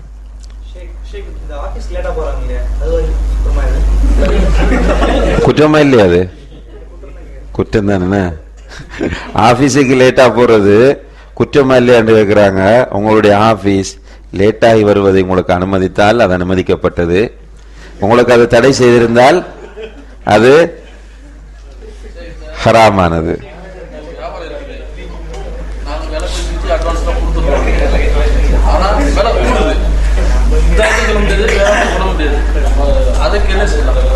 இப்ப நல்ல ஒரு கேள்வி கேட்கிறார். ஒரு பொருளை என்ன செய்யறோம் என்றால் அட்வான்ஸ் கொடுத்துட்டு வரோம். கொடுத்துட்டு திடீர்னு அந்த பொருளுக்கு அட்வான்ஸ் கொடுத்த நேரத்தில் இருந்ததை விட விலை கூடுது. இப்ப என்ன பண்றேன்னு கேட்கிறார். இப்ப அட்வான்ஸ் என்னன்னு கொடுத்தீங்க?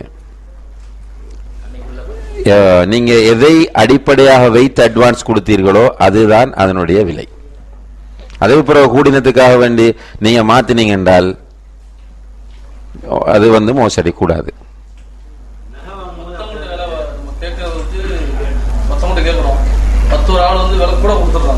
அது ஹராம் என்ற வியாபார லிஸ்டுக்குள்ள பார்த்தோம். யாரா இருந்தாலும் சரி நம்ம அதுவும் பார்த்துட்டோம். சட்ட விஷயங்களில் அல்லாஹ் விழிக்கக்கூடிய விழிப்பு முஸ்லிம்களுக்கு மட்டுமா எல்லாருக்குமா? நம்ம அதுல ராஜிஹான கருத்து என்னன்னு பார்த்தோம், எல்லாருக்கும் தான். மறுமையில் அதுக்கும் சேர்த்து தண்டனை அடிக்கும்.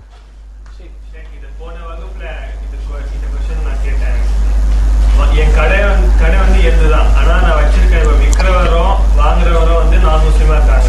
என் கூட இப்ப வேலை பண்றவங்களும் நான் முஸ்லீமு, வாங்க போறவங்களும் ஜும்மா நேரத்துல நான் சொன்னாங்க. இதை நீங்க அனுமதி அப்படின்னு சொல்றீங்க. இல்ல வியாபாரம் செய்வது கூடுமா கூடாதான்றதுதான் நம்ம அங்க கேட்டது. அதுல நம்ம என்ன சொன்னோம் என்றால் 2 பேரும் நான் முஸ்லிம்ஸாக இருந்தால் அது கூடும், அந்த இதுக்குள்ளது வராது.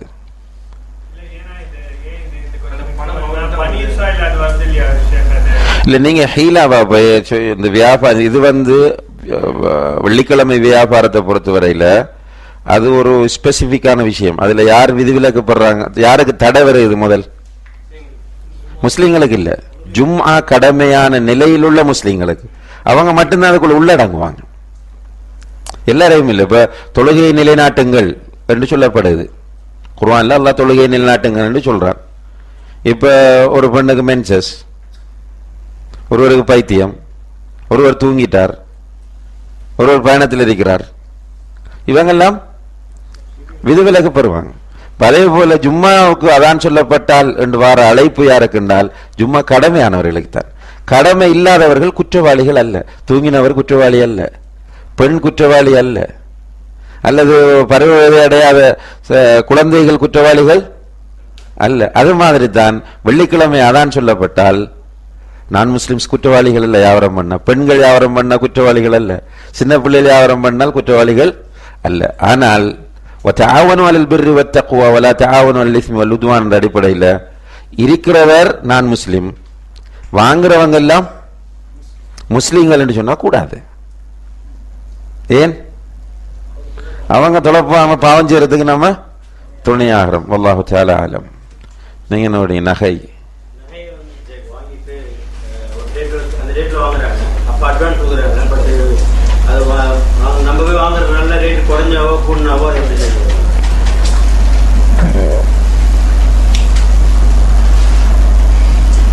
அடுத்த தலைப்பு அல் பாபு தானி ஃபிர் ரிபா, வட்டி. வட்டியில நிறைய நமக்கு தெரியாத விஷயங்கள் இருக்கு. நம்ம வட்டி என்று நினைச்சுக்கிற எல்லாமே என்ன, வெறுமனே இந்த கேஷ்ல வர கடன் கொடுக்கும் போது கூட குறைய வாரதான் வட்டி நினைச்சிட்டு இருக்கிறோம். நகையில நிறைய வட்டி இருக்கு.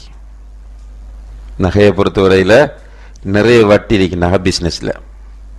அதை நம்ம டீட்டெயில்ஸ் இன்ஷா அல்லாஹ் பார்க்க வேண்டியிருக்கேன். என்றால் தெரியாம வட்டியை செஞ்சுட்டு இருக்கிறோம். இப்ப புது தங்கத்தை கொடுத்துட்டு இந்த பழைய தங்கத்தை கொடுத்துட்டு புது தங்கம் வாங்குறது, வாங்கும்போது வித்தியாசம் வைக்கிறோம். அதுல இது பழசி, அது புதுசி. எனவே கடைக்காரர் என்ன சொல்றார், சேதாரம் அது இது ஏதோ எல்லாம் சொல்லி மேலதிகமா ஒரு 1000 ரூபாய் கொடுங்க, 10,000 ரூபாய் கொடுங்கன்னு சொல்றார். கொடுக்குறோம் வட்டி. அது எப்படி அது வட்டி ஆகுது, ஏன் வட்டி ஆகுதுன்ற விஷயம் எல்லாம் இன்ஷா அல்லாஹ் நம்ம இந்த பாடத்துல விரிவாக பார்க்க இருக்கிறோம். இன்ஷா அல்லாஹ் அதை கண்டிப்பா தெரிய வேண்டியது நம்முடைய லைஃபுக்கு தேவையானது.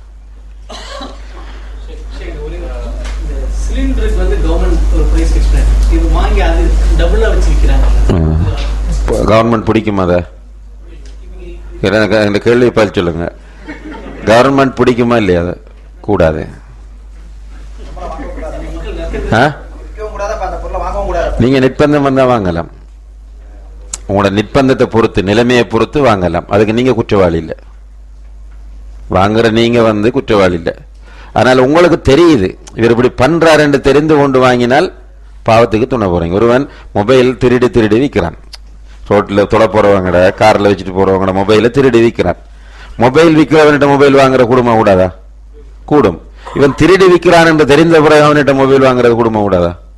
கூடாது. இல்ல அது இப்படித்தான். நீங்க பள்ளிக்கோ வீட்டுக்கோ எந்த இடம் சொல்ல தேவையில்லை. ரைட், அது நீங்க தான் தீர்மானிக்கணும். உங்களோட வீட்டுக்கு, உங்களோட கடைக்கு, உங்களோட பள்ளிக்கு, உங்களோட மதரசாக்கு, ஸ்கூலுக்கு, இதை நீங்க முடிவெடுத்துக் கொள்ளுங்க. சட்டம் பொதுவானது. சட்டம் என்னன்னு சொன்னால், அரசாங்கம் ஒரு விலையை நிர்ணயித்திருக்கும் போது அந்த விலையை விட கூடுதலாக விற்பது கூடாது. அரசாங்கம் அதற்கு தண்டனை வழங்கும். இல்ல யாரா இருந்தாலும் இந்த விஷயத்துல கட்டுப்படுத்தான் ஆகணும். இதுல நிலவரி பொது நிலவு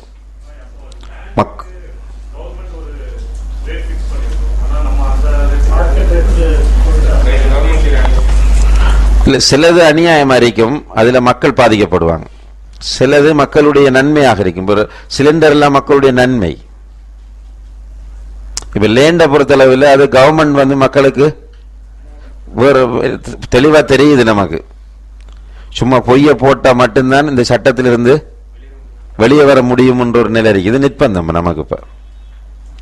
இப்ப நீங்க அதுக்குரிய டீட டாக்குமெண்ட்ஸை ப்ரிப்பேர் பண்ணும்போது உண்மையா போட்டீங்க என்றால் உங்களை அந்த கவர்மெண்ட் பிடிக்கும், நசுக்கும். இப்ப இந்த நேரத்தில் இப்படி எல்லாரும் நாங்க முஸ்லிம்கள் மட்டும் இப்படி செய்ய போறோம் போனா கடைசியில முஸ்லிம்களுக்கு ஒன்றுமே இல்லாம போகும். இது ஒரு மஸ்லஹா, நிர்பந்தமான நிலை. அப்ப அந்த சில நிர்பந்தமான நிலைகளை கொண்டு வந்து பொதுவான விதிகளோடு சேர்க்கக்கூடாது. இப்ப உண்மையா அந்த பெட்ரோல், அது மாதிரி அத்தியாவசிய பொருட்கள், சுகர், ரைஸ், அது மாதிரி கேஸ், இப்படியான பொருட்கள் வந்து மக்களுக்கு ஒரு நிர்ணயிக்கப்பட்ட விலை இருக்கும் போது அந்த விலைக்கு மாற்றமாக பண்றது வந்து சிக்கல். அடுத்தது இப்ப நீங்க லேண்டில் வந்து அந்த சிக்கல் வாரதும் இல்லை உங்களுக்கு.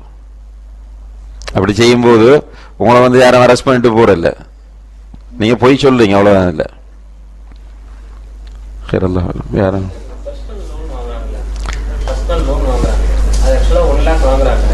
ஆனா வந்து வாங்கும்போது அக்ரிமெண்ட்ல கிளியரா போட்டுறாங்க, இது மாதிரி வந்து மந்த்லி நீங்க இவ்வளவு இன்ஸ்டால்மெண்ட் கட்டி டோட்டல் அமௌண்ட் வந்து 1.5 lakhs நீங்க வந்து கட்டணும்னு அக்ரிமெண்ட் போட்டுறாங்க. கேள்வி கேட்டாங்கன்னா நீங்க சொல்லிட்டு சொல்லுங்க, அவங்களுக்கு புரிய மாட்டேங்க. மேல கல்வியத்தில் மகளுங்க பர்சனல் லோன் வாங்குறாங்க. ஸோ 1 lakh அவங்களுக்கு தேவைப்படுது. 1 lakh வந்து வாங்குறாங்க. ஆனா அந்த அக்ரிமெண்ட்ல வந்து கிளீனா இருக்கு, மந்த்லி வந்து 50,000 பே பண்ணணும் நீங்க சொல்லிட்டு கடைசியில ஒன் இயர் முடிஞ்சுட்டு பார்த்தீங்கன்னா அது 1.5 lakh கட்டுற மாதிரி இருக்கு. 50,000 வந்து எக்ஸ்ட்ரா கட்டுற மாதிரி, ஏன்னா முன்னாடியே வந்து அக்ரிமெண்ட் மாதிரி போட்டு கொடுத்துறாங்க. அதாவது பொதுவாக இஸ்லாமிய ஷரியாவில் உள்ள ஒரு விதி என்னென்றால், குல்லு கர்தின் ஜர்ர மன்ஃபஅத்தன் ஃபஹுவ ரிபா. கடன் லோனுக்கு வந்து ப்ராஃபிட் எதிர்பார்த்தால், லோனுக்கு ப்ராஃபிட் எதிர்பார்த்தால் அது வட்டியாகும். புரியுதா? இப்போ நீங்க 1 லட்சம் ரூபாய் லோன் எடுக்கிறீங்க, இப்போ 1.5 மாறும்போது அது வட்டியாக மாறும். எனவே நீங்கள் கடன் எடுக்கும் போது 1 லட்சம் ரூபாய் கடன் என்றால் 1 லட்சம் ரூபாய் தான் நீங்க திருப்பி கொடுக்கணும். பிசினஸ் என்பது வேறு, கடன் என்பது வேறு. சாப்டர் 2ஐயும் மிக்ஸ் பண்ணிக்கொள்ள கூடாது. பிசினஸ் என்பது அது ஒரு வேற சாப்டர், கடன் என்பது அது வேற டாபிக். அதையும் இதையும் மிக்ஸ் பண்ணி பார்க்க கூடாது. இப்ப நம்ம இன்ஸ்டால்மெண்ட் கூடும்ன்றது வியாபாரம். இப்ப சும்மா இருக்கிற நைட்டை வந்து நீங்க கடன் கேட்கறீங்க, இது கடன். இஸ்லாத்துல அதுக்குன்னு தனி பாடம், கடனுக்குன்னு தனி ரூல்ஸ். அந்த ரூல்ஸின் அடிப்படையில் கடன் கொடுப்பது நன்மையான ஒரு விஷயம். கடன் கொடுப்பது நன்மையான ஒரு விஷயம். நீங்க கடன் கேட்கும் போது நான் கடன் தந்தேன் என்றால் நிறைய நன்மையை நான் பெற்றுக்கொள்கிறேன். எங்க? அல்லாஹ்விடத்தில். எனவே அந்த கடனுக்கு நான் நிபந்தனைகள் விதித்தேனாக இருந்தால் அது வட்டியாகும். அது சின்ன நிபந்தனைனாலும் சரி, பெரிய நிபந்தனையாக இருந்தாலும் சரி. அல்லாஹ் அலம்.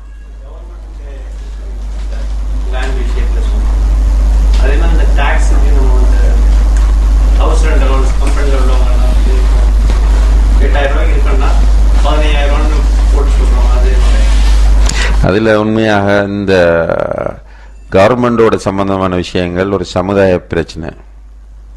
இப்போ நம்ம பொருள் வாங்கிறது போல உள்ள விஷயம் அல்ல. இதை நம்ம பொதுவாக சொல்லும்போது இங்குள்ள மஸ்லஹத், இங்குள்ள பிரச்சனை எல்லாம் தெரிந்த ஒருவர் தான் அதுக்கு ஃபத்வா சொல்லணும். உண்மையிலே நமக்கு இங்கு உள்ள பின்னணிகள் நீங்கள் சொல்றது மட்டும்தான் நமக்கு தெரியும். இங்கே உங்களுக்கு இப்போ ஒரு இந்தியா ஜமாத்துல் உலமாவால ஒரு கட்டத்தில் ஃபத்வா கொடுத்திருந்தாங்க, இன்சூரன்ஸ் கூடும். இதை நான் வந்து ஸ்ரீலங்காவிலேருந்து கிரிட்டிசைஸ் பண்ண முடியாது. ஏன் கூடும் அவங்க அந்த டைமில் சொன்னாங்கன்றது அவங்களுக்கு தான் தெரியும். அதே போல பலஸ்தீனத்தில் உள்ள உலமாக்கள் வந்து தற்கொலை தாக்குதல் முஸ்லீம்கள் செய்ய அனுமதி உள்ளது என்று ஃபத்வா கொடுத்தாங்க. தற்கொலை தாக்குதல் என்ற வரவங்களை ஷுவர் பண்ணி அட்டாக் பண்றது போல. இது அவங்க என்ன பின்னணியில் என்ன தேவையில் கொடுத்தாங்கன்றது அங்கதான் தெரியும். சும்மா ஏசியில் உட்கார்ந்துட்டு இருக்கிற நமக்கு அந்த இதில் பின்னணி புரியாது. அதே போல இந்த உங்களுடைய நாட்டு பிரச்சனைகள் சம்பந்தமாக இப்போ நான் அது அவசரப்பட்டு சொல்லிட்டு இருந்தேன் லேண்ட் விஷயம். இந்த இதில் இது பொதுவானது. இது கடையில் பொருளை வாங்கிட்டு பொருள் டபுள் பண்ணி விற்கிறதெல்லாம் வந்து பொதுவானது, எல்லா நாட்டுக்கும் அது பொருந்தக்கூடியது. ஆனால் இப்படியான சில பின்னணிகள் இருக்கும்.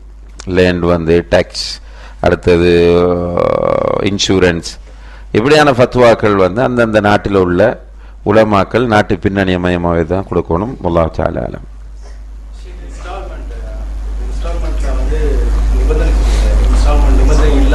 வந்து வாங்கணும் வசூல் செய்யணும் அப்படின்னு சொல்லிட்டு எந்த நிபந்தனையும் இருக்கக்கூடாது. அதாவது நீங்கள் தவறுனீங்கன்னா இவ்வளோ அதிகமாகும் அந்த மாதிரி இது நிபந்தனை இருக்கக்கூடாது. சப்போஸ் அவங்க கட்ட முடியல, அந்த இன்ஸ்டால்மெண்ட் தவறிட்டாங்க, கட்ட முடியல, அவங்கள்ட்ட எப்படி வசூல் செய்யறது? அவங்க ஜப்தி செய்கிறாங்க சார். அதெல்லாம் இவங்க கட்டலைன்னா வீடை ஜப்தி செய்யறது, சில விஷயங்கள் பெரிய பெரிய. நல்ல ஒரு கேள்வி என்னென்றால், இப்போ இன்ஸ்டால்மெண்ட்டில் பொருளை வாங்கி பணத்தை திருப்பி செலுத்தாமல் போனால் என்ன செய்வது? அவரிடமிருந்து அந்த பணத்தை எப்படி வாங்குவது? அதுதான் அவங்க ஒரு சலுகை ஒன்று தந்திருக்கிறாங்க. என்னென்றால், அந்த பொருளை அடமானமாக வைக்கலாம். பொருள் அடமானம் வைக்கிறேன்னா என்ன? டாக்குமெண்ட்டை அவர் வச்சுக்கொள்வது. இப்போ டிவி வாங்குறீங்க, நீங்கள் டிவி வாங்கினா கூட அந்த டிவியினுடைய இதை நீங்கள் வச்சுக்கொள்ளலாம். இப்போ உங்களை நீங்கள் வியாபாரம் பண்ணக்கூடிய நீங்கள் உங்களுடைய லாப நஷ்டத்தை நீங்கள் சரியாக நிர்ணயித்துக் கொள்ள வேண்டும். இது சும்மா நாங்கள் வந்து கேட்கல, நீங்கள் தானே அட்வர்டைஸ் பண்ணுறீங்க, இந்த பொருள் வந்து இன்ஸ்டால்மெண்ட்டில் விற்கப்படுதுன்னு விற்பவர்கள். அப்போ அப்படி வந்து வாங்குற நேரத்தில் உங்களுக்கு தெரியணும் அதை எப்படி எடுக்கணும், எப்படி மக்கள்கிட்ட இருந்து அது நம்ம லாபம் அடையலாம் என்பதை வியாபாரம் செய்யக்கூடியவர்கள் புரிந்து கொள்ள வேண்டும். இப்போ அதற்கு இஸ்லாம் தந்திருக்கிற ஒரே ஒரு அனுமதி என்ன? பொருளை திரும்ப சீஸ் பண்ணுறதுக்கான வாய்ப்பு இருக்கு. அடமானமான மட்ட பொருள் இருந்தால் நம்ம என்ன செய்யலாம்? பொருளை கொண்டு வந்து விற்று போட்டு நமக்குரிய ஷேர் எடுத்துட்டு பேலன்ஸ் வந்தால் அவங்களை கொடுத்துடுறது. அப்படி இல்லைன்னா சில நேரம் கொஞ்சம் நஷ்டம் வரும், நஷ்டத்தையும் சமாளித்து எடுத்துக்கொள்ள வேண்டியதான்.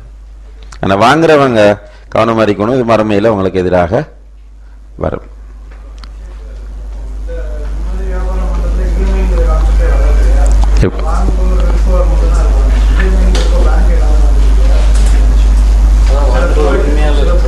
புரியல. சில பொருள் வந்து விற்பவர் வாங்குவோர் பேங்க் வந்து இடையில வந்து நான் கடன் தரேன். சில நேரங்களில் இப்படி ஒரு சிக்கல் வர்றது இருக்குன்னா பேங்க் வந்து தலையிடும். அதாவது கேட்குறாங்க, வாங்குறவர் ஒருவராகவும் விற்பவர் ஒருவராகவும் இருக்கிற அதே நேரத்தில் இடையில பேங்க் வந்து நான் உங்களுக்கு ஹெல்ப் பண்ணுறேன்னுக்கு அப்படி வரும். பேங்க் ஹெல்ப் பண்ண வாரதே வட்டிக்கு தானே, அந்த ஹெல்ப் நம்ம எடுக்க முடியாது. எப்படி எல்லாம் வாங்கிட்டு தானே அவங்க கொடுக்க போறாங்க. பேங்க் வந்து எங்கண்டு வாய்ப்பை பார்த்துட்டு இருக்கிறாங்க. இப்போ ஸ்ரீலங்காவில் எல்லாம் ஒரு அமானாண்டு ஒரு இஸ்லாமிக் ஓரளவு நமக்கு தெரிஞ்ச வரையில் பரவாயில்லை ஒரு இஸ்லாமிய வங்கி முறையை அவங்க மலேசியாவோட அந்த ஒத்துழைப்போடு செஞ்சு கொண்டிருக்கிறாங்க. இப்போ மக்கள் கூடுதலாக இந்த வட்டிக்கு பயத்தில் அங்கே போகிறாங்க. போய் வந்தோடனே பேங்குகளுக்கு ஏன்னா வட்டி வங்கிகளுக்கு இப்போ பிரச்சனை வருது, பிஸ்னஸ் டல் ஆகுது, அவங்க டவுன் ஆகுது. எனவே என்ன பண்ணுறாங்கண்டா ஷரியா செக்ஷன், வட்டி வங்கிக்குள்ளேயே ஷரியா செக்ஷன். இதுக்கு என்ன வரைவிலக்கணம் சொல்றது? ஓ எல்லா இடமும். அப்போ அது நமக்கு கல்ஃபில் நிறைய நீங்கள் போனீங்கன்னா எல்லா இடத்துலையும் கேட்டே சொல்கிறாங்க. இப்போ அல்ராஜி என்ற பேங்க் வந்து ஃபேமஸான ஒரு பேங்க், அதுக்குள்ளேயே வட்டி செக்ஷன் ஒன்று இருக்கு.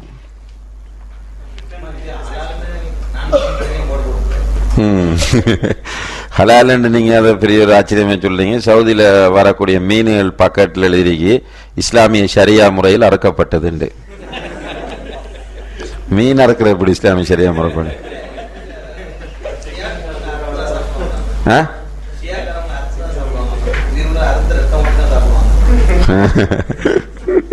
அதான் இந்த ஹலால் இது எல்லாம் வந்து மார்க்கெட்டிங், இப்போ மார்க்கெட்டிங் ஸ்ட்ராட்டஜிகளில் உள்ள முக்கியமான விஷயமா உற்பத்தி எல்லாம். சரி, எல்லாம் பேசுவோம், எல்லாம் நம்மளுக்கு நம்ம பொருளாதாரம் பணம் நம்மளோட ஒரு பிரச்சனை வரும்போது எது வெயிட் கூடுது?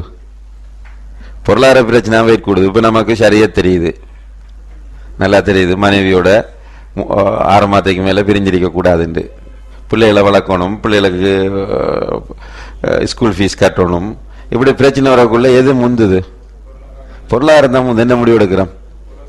2 வருஷம் போய் வந்துடுவோம் வெளிநாட்டுக்கு. அப்போ அங்கே சரியாகலன்னு நின்று பிடிக்காது.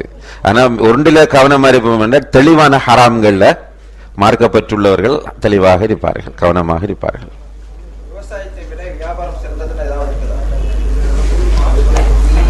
அல்லாஹ் ஞாபகம் இல்லை. இப்படி விவசாயம் நிறைய நபிமார்கள் செய்த தொழில் வியாபாரமும் தான். அப்போ சிறந்த தொழில்களிலே சிறந்தது, வருமானத்தில் சிறந்தது தன்னுடைய கையினால் உழைத்து சாப்பிடுவது. தாவூத் அலி இஸ்லாம் அவர்கள் தன்னுடைய கையினால் உழைத்தே சாப்பிட்டார்கள் என்ற ஹதீஸ் வருது. எனவே இது இந்த வித்தியாசம் எனக்கு தெரியல. இருக்கலாம் சில நேரம் வியாபாரம் சிறந்ததா விவசாயம் சிறந்ததா என்று கேட்டால் ரெண்டும் வரவேற்கப்பட்டது என்பது தெரியும். இதுல எது பெட்டர் என்றது அப்படி நமக்கு செய்திகள் தெரியாது. எழுத்து மூலம் சில கேள்விகள் கேட்டிருக்கிறாங்க. உருவம் வீட்டில் அழகுக்காக வைக்கலாமா? பிள்ளைகளின் ஸ்கூல் பேக், லஞ்ச் பேக், உருவப்படங்கள் உள்ள கார்ட்டூன்களை அனுமதிக்கலாமான்னு கேட்குறாங்க. இஸ்லாம் உருவத்தை பற்றி என்ன சொல்லுது என்று. உருவம் சம்பந்தமாக இஸ்லாம் சொல்லக்கூடிய செய்திகள் என்னவென்றால், கைகளினால் உருவம் செய்வது ஹராம் என்பது ஏகோபித்த முடிவு. கைகளினால் உருவம் செய்வது ஹராம் என்பது ஏகோபித்த முடிவு. அதே போன்று கைகளினால் உயிருள்ள உருவங்களை வரைவதும் கூடாது. கைகளினால் உயிருள்ள உருவங்களை வரைவதும் கூடாது. உயிருள்ள உருவங்கள் என்று சொல்லும்போது எல்லாருக்கும் ஆட்டோமேட்டிக்கா மனிதன், மிருகங்கள், பறவைகள் எல்லாம் தெரியும்.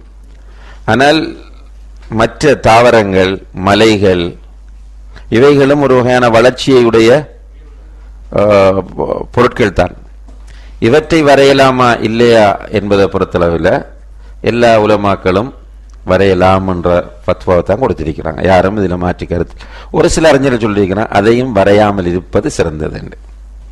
அதையும் வரையாமல் இருப்பது சிறந்தது, ஏற்றமானது என்று.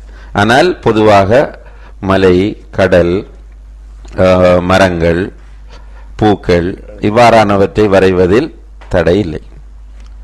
இதுதான் உருவப்படத்துக்குரிய சட்டம். இது அல்லாமல் கேமராவினால் போட்டோ எடுப்பது உருவப்படம் வரைவதாக அமையுமா என்று கேட்டால் இதில் கருத்து வேறுபாடு இருக்கிறது. நவீன காலத்தில் உள்ள சலஃபி சிந்தனை உள்ள உலமாக்களில் பெரும்பாலானவர்களும் மற்ற சிந்தனை உள்ள உலமாக்களும் சேர்ந்து சொல்லக்கூடிய கருத்து என்னென்றால், போட்டோ உருவப்படம் வரைந்ததாக அமையாது. சலஃபி சிந்தனை உள்ள உலமாக்களில் பெரும்பாலானவர்களும் அப்படி சொல்லும்போது சிலர் அதிலேயும் மாற்று கருத்துள்ளவங்க இருக்கிறாங்க. நான் பெரும்பாலான அறிஞர்களும் அதே போன்று ஏனைய சிந்தனைகளைச் சேர்ந்த உலமாக்களும் போட்டோ உருவப்படத்திற்குள் வராது என்று சொல்கிறார்கள். அப்போ உருவப்படத்துக்குள் அது வராது என்று சொன்னால், அப்படி போட்டோ பிடிக்கப்பட்ட ஒரு பொருள் வீட்டை கிடந்தால் அது மலக்குகள் வருவதை தடை செய்யாது. மலக்குகள் வருவதற்கு அது தடையாக இருக்காது. ஆனால் எந்த ஒரு பொருளும் கண்ணியப்படுத்தப்படக்கூடியதாக மாற்றப்படக்கூடாது. இப்போ சிலர் போட்டோ எடுத்து ஃப்ரேம் பண்ணி வாலில் கொழி வைப்பாங்க, தொங்க வைக்கிறது.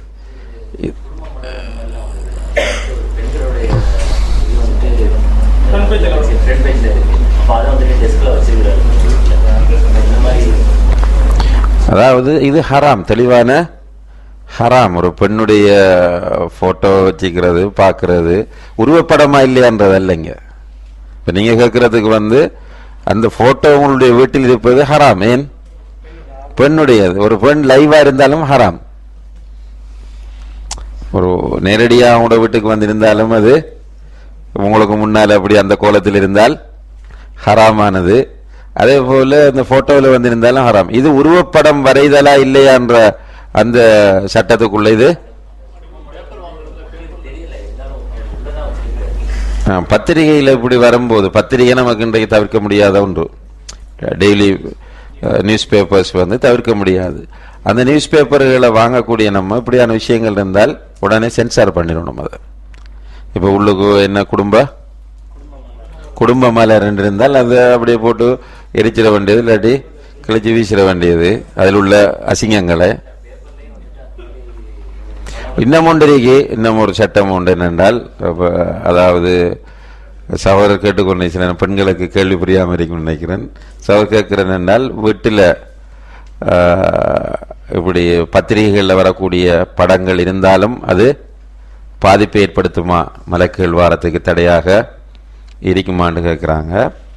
அதில் நம்ம என்ன சொல்றோம் என்றால், இப்படியானவை இருந்தால் மலக்குகள் வாரத்துக்கு தடையாக தான் இருக்கும். இது ஷைத்தானியத். இதெல்லாம் உருவப்படம் வரைவது என்பது வேறு, இவ்வாறான ஷைத்தானியத்துகளை வீட்டில் வைத்திருப்பது என்பது வேறு. ரெண்டையும் வேறுபடுத்தி பார்த்தால் அந்த பிரச்சனை நீங்கிவிடும் இன்ஷா அல்லாஹ்.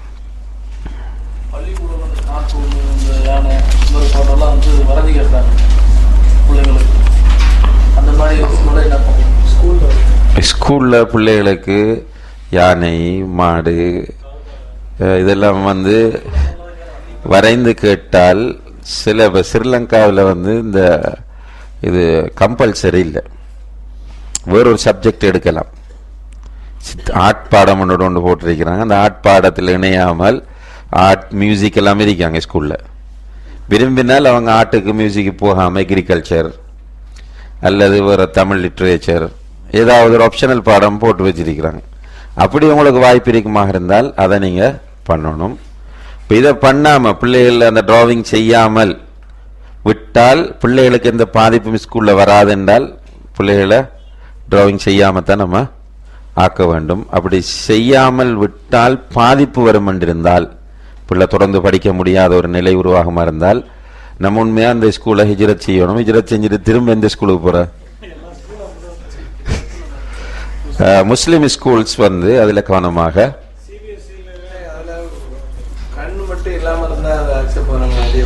அது தெரியல நமக்கு. கண் இல்லாமலும் உருவம் இருக்குதானே.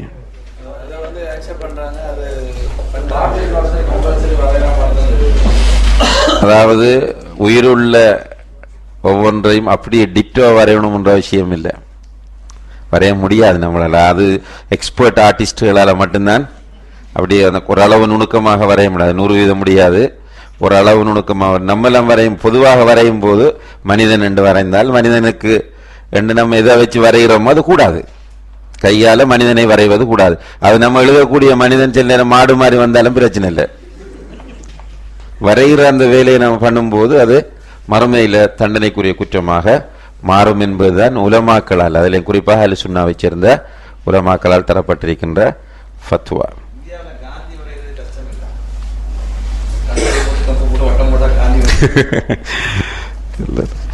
அடுத்த கேள்வி ஒன்று கேட்கிறாங்க. 2:221 இந்த ஆயத்தில் முஷ்ரிக்குகளை திருமணம் செய்யக்கூடாது என்று இருக்கிறது. 5:5 மோமினான ஆண்கள் யூதர்கள் கிறிஸ்தவ பெண்களை திருமணம் செய்யலாம் என்றும் இருக்கிறது. யூதர்கள் கிறிஸ்தவர்கள் முஷ்ரிக்குகள் கிடையாதா என்று கேட்கிறாங்க. இப்போ முதல் வசனத்தில் முஷ்ரிக்குகளை திருமணம் முடிக்க கூடாதுன்னு வந்துட்டு, 2வது வசனத்தில் இந்த யூத கிறிஸ்தவ பெண்களை திருமணம் முடிக்கலாம் என்று வருது. எனவே அவங்க முஷ்ரிக்குகள் இல்லையா என்று கேட்கிறாங்க. நமக்கு அது முக்கியம் இல்லை. அல்லாஹு தஆலா பொதுவான ஒரு விதியை சொல்லி அதிலிருந்து ஒன்றை விதிவிலக்காக்கினால் அது விதிவிலக்காகும். அல்லாஹு தஆலா பொதுவான ஒரு சட்டத்தை சொல்றான்.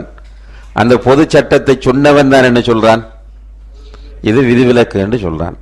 அப்ப அவங்க முஷ்ரிக்கா இல்லையாண்டெல்லாம் நம்ம ஆர்கியூ பண்ண வேண்டிய அவசியம் கிடையாது. அல்லாஹு தஆலா முஷ்ரிக்குல் ஹராம் என்று சொன்ன அவன் என்ன சொல்லிட்டான், யூத கிறிஸ்தவ பெண்கள் முஸ்லிமான ஆண்களுக்கு ஹலால் என்று சொல்லிட்டான். ஆண்களுக்கு யூத கிறிஸ்தவ பெண்கள் முஸ்லிமான ஆண்களுக்கு ஹலால் என்று அல்லாஹு தஆலா சொல்லியிருக்கிறான். பெண்களை கட்டி கொடுக்க கூடாது. எனவே இந்த சட்டத்தை பொது சட்டத்திலிருந்து விதிவிலக்கு என்று புரிந்து கொண்டால் சரியானது. இப்ப உதாரணமாக யூசிகுமுல்லாஹு ஃபீ அவுலாதிக்கும், உங்களுடைய பிள்ளைகள் விஷயத்தில் அல்லாஹ் உங்களுக்கு வசியத் செய்கிறான். லிzzக்கரி மிஸ்லு ஹவ்வில் உன்சையைன், பொம்பளை கொடுக்கறத போல டபுள் மடங்கு ஆண்களுக்கு கொடுங்கள் என்று. இது பொது சட்டம். ரசூலுல்லாஹி அலைஹி வஸல்லம் அவர்களுடைய பிள்ளைகளுக்கு பங்கு இருக்கா? அவங்க இந்த குர்ஆன் வசனத்தை ஆதாரம் காட்டி எங்களுடைய தந்தை சொத்திலிருந்து பங்கு தரணும் கேட்க முடியாது. என்ற ரசூலுல்லாஹி இன்ன மஆஷிரல் அன்பியா லா நுவர்ரிஸ், நாங்கள் நபிமார் எங்களுடைய சொத்துக்கள் அனந்தரமாக ஆகாது என்று சொல்லிட்டாங்க. இது விதிவிலக்கு. அதே போல ஹர்ரிமத் அலைக்குமுல் மைத்தா, அல்லாஹ் குர்ஆன்ல சொல்றான், உங்களுக்கு மையத்துகள் ஹராமாக்கப்பட்டுள்ளன. மையத்துன்னா என்ன? தானாக செத்தவை ஹராம் உண்டு. தானாக செத்தவை ஹராம்னுக்குள்ள மீனும் தானாக செத்தால் ஹராம் தானே. அந்த குர்ஆன் வசனத்தை பொதுவாக பார்த்தோம் என்றால் இப்போ அதிலிருந்து விதிவிலக்கப்படுறது என்னென்னா ரசூலுல்லாஹி அலைஹி வஸல்லம் ஹில்லத்துலனா மைத்ததான், 2 ஸ்தானாக செத்தவை நமக்கு ஹலாலாக்கப்பட்டுள்ளன. ஒன்று வெட்டுக்கிளி, நம்ம ஒன்று மீன் என்று சொன்னாங்க. அப்போ இது முஷ்ரிக்கான பெண்கள் ஹராம், முஷ்ரிக்கான ஆண்களும் ஹராம் திருமணம் முடிப்பதற்கு என்று சொன்ன அல்லாஹு தஆலா யூத கிறிஸ்தவ பெண்களை விதிவிலக்கு ஆக்கியிருக்கிறான். எனவே ஒரு பெண் யூத பெண்ணாக இருந்தால் ஒரு முஸ்லிம் விரும்பினால் அந்த யூத பெண்ணை திருமணம் செய்யலாம். ஒரு கிறிஸ்தவ பெண்ணை ஒரு முஸ்லிம் விரும்பினால் திருமணம், அவங்க இதனை கிராஸை வணங்குறாங்களா, அந்த என்னது சிலுவையை வணங்குறாங்களா, அல்லது உசைர் அலைஹிஸ்ஸலாத்தை வணங்குறாங்களா, இதெல்லாம் நம்ம பார்க்க வேண்டிய அவசியம் கிடையாது. நீங்க சொல்லிட்டீங்க டிஜே அவங்க வந்து நம்ம முஸ்லிம்கள் சொல்லிட்டாங்க. இப்போ அவங்களோட உறவாடுறதுல நம்மளுக்கு நல்ல ஒரு கேள்வி. என்ன கேட்குறாங்க என்றால், இப்போ சிலர் நம்மை முஷ்ரிக் என்று சொல்றாங்க. நம்மை முஷ்ரிக் என்று சொல்லக்கூடியவர்களுடைய விஷயத்தில் நமது நிலைப்பாடு என்ன? இது மிக அடிப்படையான ஒரு கேள்வி. அவர்கள் முஷ்ரிக் என்று சொல்லி நாம் உண்மையில் முஷ்ரிக் இல்லாவிட்டால் அல்லாஹுடைய பார்வையில் யார் முஷ்ரிக்? அவர்கள் முஷ்ரிக் என்பது ஹதீஸ் நமக்கு சொல்லுது. இது அல்லாஹுடைய பார்வையில். உலகத்தை பொறுத்தவரையில் நம்மை அவர்கள் முஷ்ரிக் என்று சொல்கிறார்கள் என்பதற்காக அவர்களை நாம் முஷ்ரிக் என்று சொல்வதில்லை. அதனாலதான் ஹவாரிஜிகளை முஸ்லிம்கள் காஃபிர்கள் என்று சொல்லவில்லை. ஹவாரிஜிகள் என்ன செஞ்சாங்க? முஸ்லிம்களை காஃபிர் என்றே சொன்னாங்க. அதான் குறிப்பா சஹாபாக்களை காஃபிர் என்றே சொன்னாங்க. அப்படியான ஹவாரிஜிகளை சஹாபாக்கள் யாரும் காஃபிர் என்று சொல்லவில்லை. எனவே இவர்கள் என்னத்தன்னான்னு சொன்னாலும் நம்ம அவர்களை இஸ்லாத்தின் வட்டத்திலிருந்து வெளியேற்றவில்லை. எனவே அவர்களுக்கு பின்னால் நின்று தொழவும் முடியும் இன்ஷா அல்லாஹ். அப்படி ஒரு சந்தர்ப்பம் அவங்களுடைய பள்ளியில் போகக்கூடிய நிலை வந்தால் பின்னால் நின்று நம்ம தொழுதுட்டு போகலாம். சொல்லுங்க.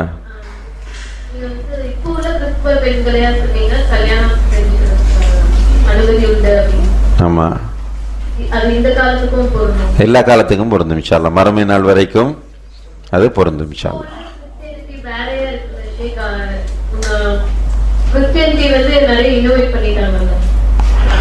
கிறிஸ்தவர்கள் நிறைய புதுமைகளை உண்டு பண்ணினாலும் என்ன கேட்கிறாங்கன்னா, கிறிஸ்தவர்கள் நிறைய அவங்களுடைய மதத்திலேயே புதுமை உண்டு பண்ணிட்டாங்களே என்று. அவங்க ஏற்கனவே சொல்லும் போது என்ன நிலையில் இருந்தவங்க?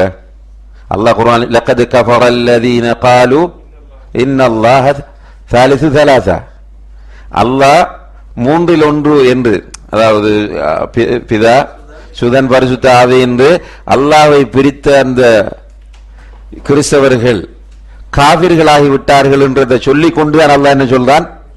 இவர்களை திருமணம் முடிப்பது உங்களுக்கு அனுமதிக்கப்பட்டுள்ளது. அந்த காலத்தில் அவங்க பண்ணாத இன்னோவேஷனை விட இந்த காலத்தில் அவங்க பண்ணல. ஆனா ஒரு சிக்கல் இருக்கு என்னென்றால், சிலர் இப்போ இங்க தமிழ்நாட்டில் இருக்க தெரியல, ஸ்ரீலங்காவில் என்ன செய்றாங்கன்னா புத்திஸ்ட் கிறிஸ்டியனா மாறுறாங்க. மாறிட்டு பௌத்த கோயிலுக்கும் போவாங்க, கிறிஸ்துவ சேர்ச்சுக்கும் போவாங்க. இவங்க பூரணமா கிறிஸ்தவர்களாக ஆகாதவர்கள். ஒரு இந்து அப்படி மாறி இருந்தால் கோவிலுக்கும் போவார், சர்ச்சுக்கும் போவார், தைப்பொங்கலும் கொண்டாடுவார், கிறிஸ்துமஸும் கொண்டாடுவார் என்றால் இவர் மிக்ஸ்ட். இவங்களை கூடாது.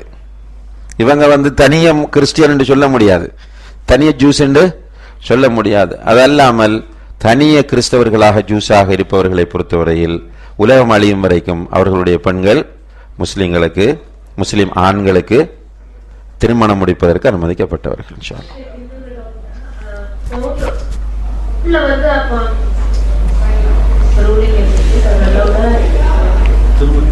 திரும்ப சொல்லுங்க. போன்ல போட்டோஸ் வச்சுக்கலாமான்னு கேட்குறாங்க. போட்டோஸை பொறுத்தளவில் என்ன போட்டோஸ் நிறைய இருக்கு. இப்போ நிறைய பேர் நேச்சுரல் சீன்ஸ் எடுப்பாங்க, அதை வச்சுக்கலாம். சிலர் என்ன செய்வாங்கன்னா குழந்தைகளுடைய போட்டோஸை ஃபோனில் வச்சுட்டுவாங்க. அதை நம்ம கூடாதுன்னு சொல்வதற்கு இந்த ஆதாரமும் கிடையாது. சிலர் என்ன செய்யறாங்கன்னா பெண்களை வைத்திருக்கிறார்கள் போட்டோ பிடிச்சி, மனைவியையோ அல்லது குடும்பத்தில் உள்ள பெரிய வயது வந்த பெண்களை வச்சுட்டு இருக்கிறாங்க. இது கூடாது போட்டோ என்பதற்காக அல்ல.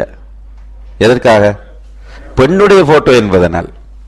என்றால் சில நேரங்களில் அந்த ஃபோட்டோவை ஃபோன் நம்ம சில நேரம் மேசையில் வச்சுட்டு எங்கேயாவது போயிடுவோம், அல்லது நண்பனுடைய கையில் பேசுறதுக்கு கொடுத்துட்டு போயிடுவோம். அப்போ அவன் என்ன செய்யறான் என்றால் ஃபோனை யாராவது நோண்ட கிடைச்சால் ஃபர்ஸ்ட்டுக்கு போகிறது கேலரிக்குள்ளே தான்.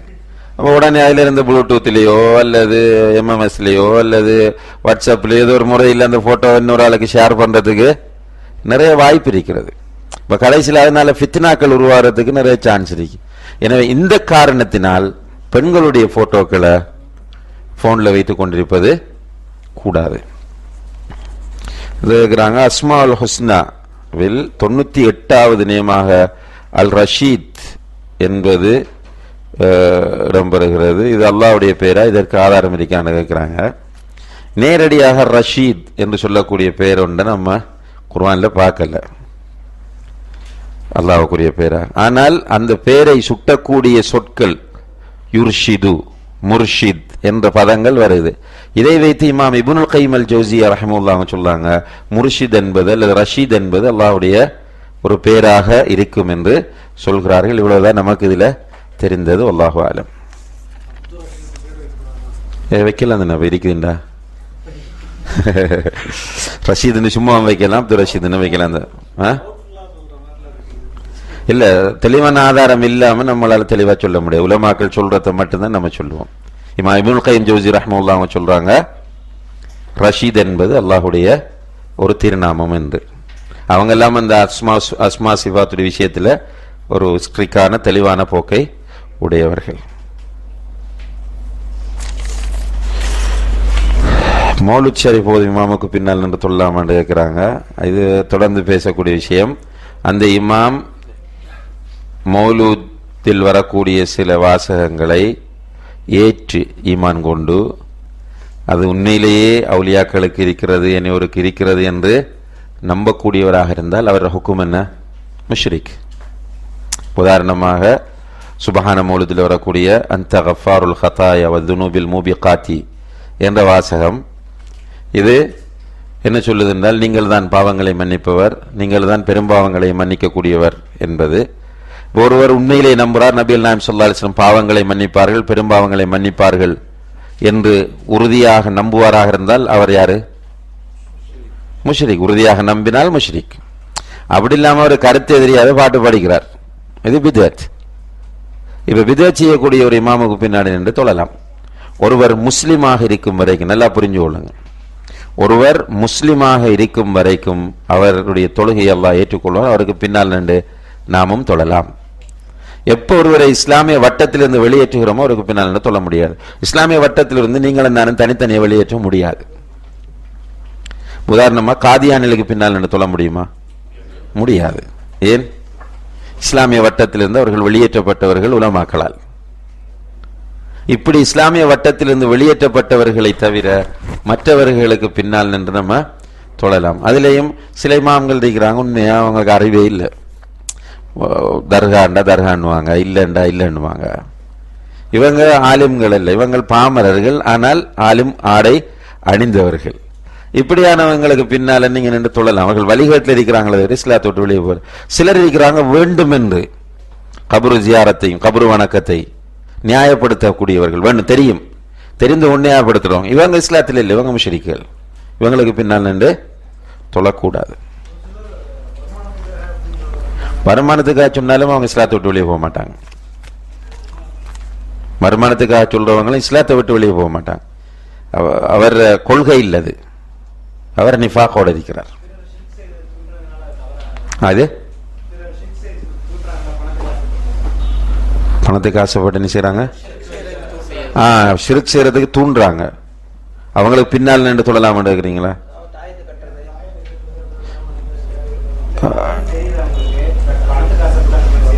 அவங்கட ஷிர்க்குன்னு தெளிவா தெரிந்து கொண்டும் பணத்துக்கு ஆசைப்பட்டு செய்யறாங்க என்றால் அது ஷிர்க்கு தான், அவங்களோட நிலை ஆபத்தானது. தெளிவா தெரியாம நம்ம பேசுறது யாருன்னா தெரியாதவங்களை, தெரிஞ்சு கொண்டிருக்கிறவங்களுடைய நிலை மிக ஆபத்தானது.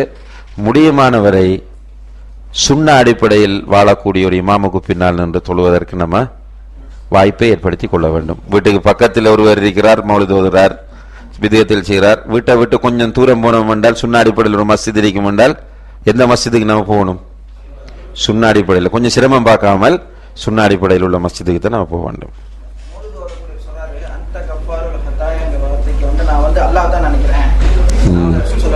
அவர் பித்அத் செய்கிறார், ஷிர்க் செய்யல. அவர் அந்த விளக்கம் சொன்னால் அவர் செய்யறது பித்அத். என்ன பித்அத்? மௌலூத் என்ற ஒரு பித்அத்தை உருவாக்கி செய்கிறார், அவர் ஷிர்க் செய்யவில்லை. வித்தருடைய வாஜிப் எத்தனை ரக்காத் எப்படி தொழுதுன்னு இருக்கிறாங்க. வித்திரில் வாஜிப் சுன்னத் எல்லாம் இல்லை. வித்திரு தொழுகை ரசூலுல்லாஹி அலைஹி வஸல்லம் அவர்கள் விடாமல் தொழுது வந்த ஒரு சுன்னத்தான தொழுகை.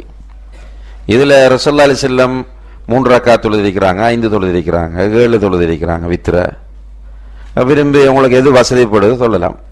சில நேரங்களில் நீங்க இப்போ எழுந்துட்டீங்க, எழுந்த டைமை பார்க்குறீங்க, ஃபஜ்ருக்கு பாங்க சொல்ல போகுது, இப்படியான கட்டங்களில் மாத்திரம் என்ன செய்யலாம்? 1 ரக்காத் தொழலாம். ஆயிஷா ரலியல்லாஹு ஹதீஜா நாயகி என்று கூறலாம். ஆயிஷா ரலியல்லாஹு அன்ஹா நாயகி, ஹதீஜா ரலியல்லாஹு அன்ஹா நாயகி என்று கூறலாமா? ஆயிஷா நாயகி, ஹதீஜா நாயகி என்று கூறலாமா என்று கேட்டால், நாயகி என்றால் என்ன? தலைவி. நாயகி என்றால் தலைவி. இந்த தலைவி என்றது நம்ம உண்மையான அர்த்தத்திலேயா சொல்றோம்? உண்மையான அர்த்தத்தில் சொல்வதில்லை, மரியாதைக்காக சொல்ற. ஜி என்று நீங்க சொல்ற மாதிரி. ரசூலுல்லாஹி ஸல்லல்லாஹு அலைஹி வஸல்லம் கருத்துடைய சொல்லலாம். ஏன்? நபிகள் நாயகம் சையீதுல் அன்பியா, நபிமார்களுக்கெல்லாம் தலைவன், நபிகள் நாயகம், அது தப்பில்லை. ஆயிஷா நாயகி, ஹதீஜா நாயகி என்று சொல்வது ஒரு ஜி போட்டு சொல்ற மாதிரி தான் அது.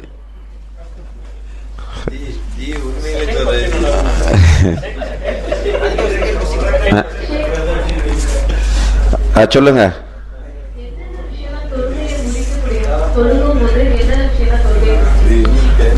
தொழுகையை முறிக்கக்கூடிய விஷயங்கள் இப்போதைக்கு சரியாக லிஸ்ட் ஞாபகம் இல்லை நமக்கு. நீங்க தொழுகையுடைய சட்டமிழ சம்பந்தமாக எழுதப்பட்ட நூல்களை, புக்குகளை படிச்சீங்கன்றால் அது சம்பந்தமான பூரணமான விவரம் உங்களுக்கு கிடைக்கும். குறிப்பாக தொழுகையை முடிக்கக்கூடியது, நினைவில் உள்ளதை சொல்றேன். தொழுகை கொண்டிருக்கும் போது நீங்கள் தொழுகையை விடுவதாக நியத்து வைத்து அதற்குரிய செயல்களில் ஏதாவது ஒன்றில் ஈடுபடுவது. நான் தொழுகை விட போறேன் என்று நினைச்சிட்டு கிபிலா விட்டு வேற திசைக்கு திரும்புவது, இப்படி திரும்பினால் தொழுகை பாத்திலாகும். தொழுது கொண்டிருக்கும் போது பேசினால் தொழுகை பாத்திலாகும். தொழுது கொண்டிருக்கும் போது சத்தமிட்டு சிரித்தால் தொழுகை பாத்திலாகும். சத்தமிட்டு சில நேரங்களில் சிலருக்கு புன்முறுவல் வரும். பக்கத்துல இருந்து யாராவது ஜோக் அடிச்சுட்டு இருப்பாங்க, அந்த டைம்ல சும்மா லைட்டா புன்முறுவல் வரும். இதுக்காக தொழுகை பாத்திலாகுமாண்டால் தொழுகை பாத்திலாகாது. ஆஹா என்று சிரிச்சிட்டார் சலீம்பாய் சிரிச்ச மாதிரி அவருடைய தொழுகை பாத்திலாகி விடும். அதே போல ஏதாவது சாப்பிட்டால் தொழுகை பாத்திலாம். பெரும்பாலும் அதெல்லாம் பண்ண மாட்டாங்க, யாரும் சாப்பிடுறது கிடையாது. இந்த சிரிப்பு வரும். சில நேரங்களில் சிலருக்கு பேச்சு வந்துடும். என்ன பேச்சு வரும் என்றால் சலான் சொல்லுவாங்க. தொழுது கொண்டிருக்கும் போது சலான் சொல்றது, அல்லது யாராவது திரும்ப கூப்பிட்டு இருந்தால் என்ன செய்யறன்னு தெரியாம ஏதாவது ஒன்றை சொல்லிடுறது, தொழுகிட்டு இருக்கிறேன் அல்லது ஆமான்றது. இப்படியா பேசினால் தொழுகை பாத்திலாகும். தொழுது கொண்டிருக்கும் போது பெண்களை பொறுத்தவரையில் தொழுது கொண்டிருக்கிற நிலையில், அது கடைசி அத்தியாயத்தில் இருக்கும் போதாக இருந்தாலும் சரி, மென்சஸ் வந்தால் தொழுகை பாத்திலாகும். சிறுநீர், மலம் அல்லது காற்று பிரிந்தால் தொழுகை, அல்லது அவங்க மட்டும் தொழ தேவையில்லை, தொழுகை பாத்திலாகும். இப்படி தொழுகை பாத்திலாக்கக்கூடிய நிறைய இருக்கு. எனவே நீங்க அதை விவரமாக தொழுகை சம்பந்தமாக எழுதப்பட்ட புக்குகளில் பார்த்து படித்துக் கொள்ளுங்கள்.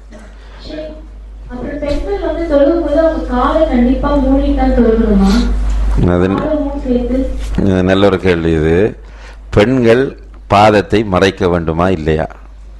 இது தொழும்போது இது சட்ட அறிஞர்கள் மத்தியில், ஃபிக்ஹ் உடைய உலமாக்கள் மத்தியில் கருத்து வேறுபாட்டுக்குரிய ஒரு விஷயம். பெரும்பாலான அறிஞர்கள் காலை மறைக்க வேண்டும் என்று சொல்கிறார்கள். காலை மறைக்கணும் என்றால் சாக்ஸ் போடணும் என்றதால் அர்த்தம். ஏதோ ஒரு முறையில் மறைத்து கொண்டால் சரி. நம்ம ஏற்கனவே சொன்ன அந்த காயிதாவை பின்பற்றுங்கள். அல் ஹுரூஜ் மினல் ஹிலாஃபி முஸ்தஹப்புன், கருத்து வேறுபாட்டிலிருந்து வெளியாகுவது சிறந்தது.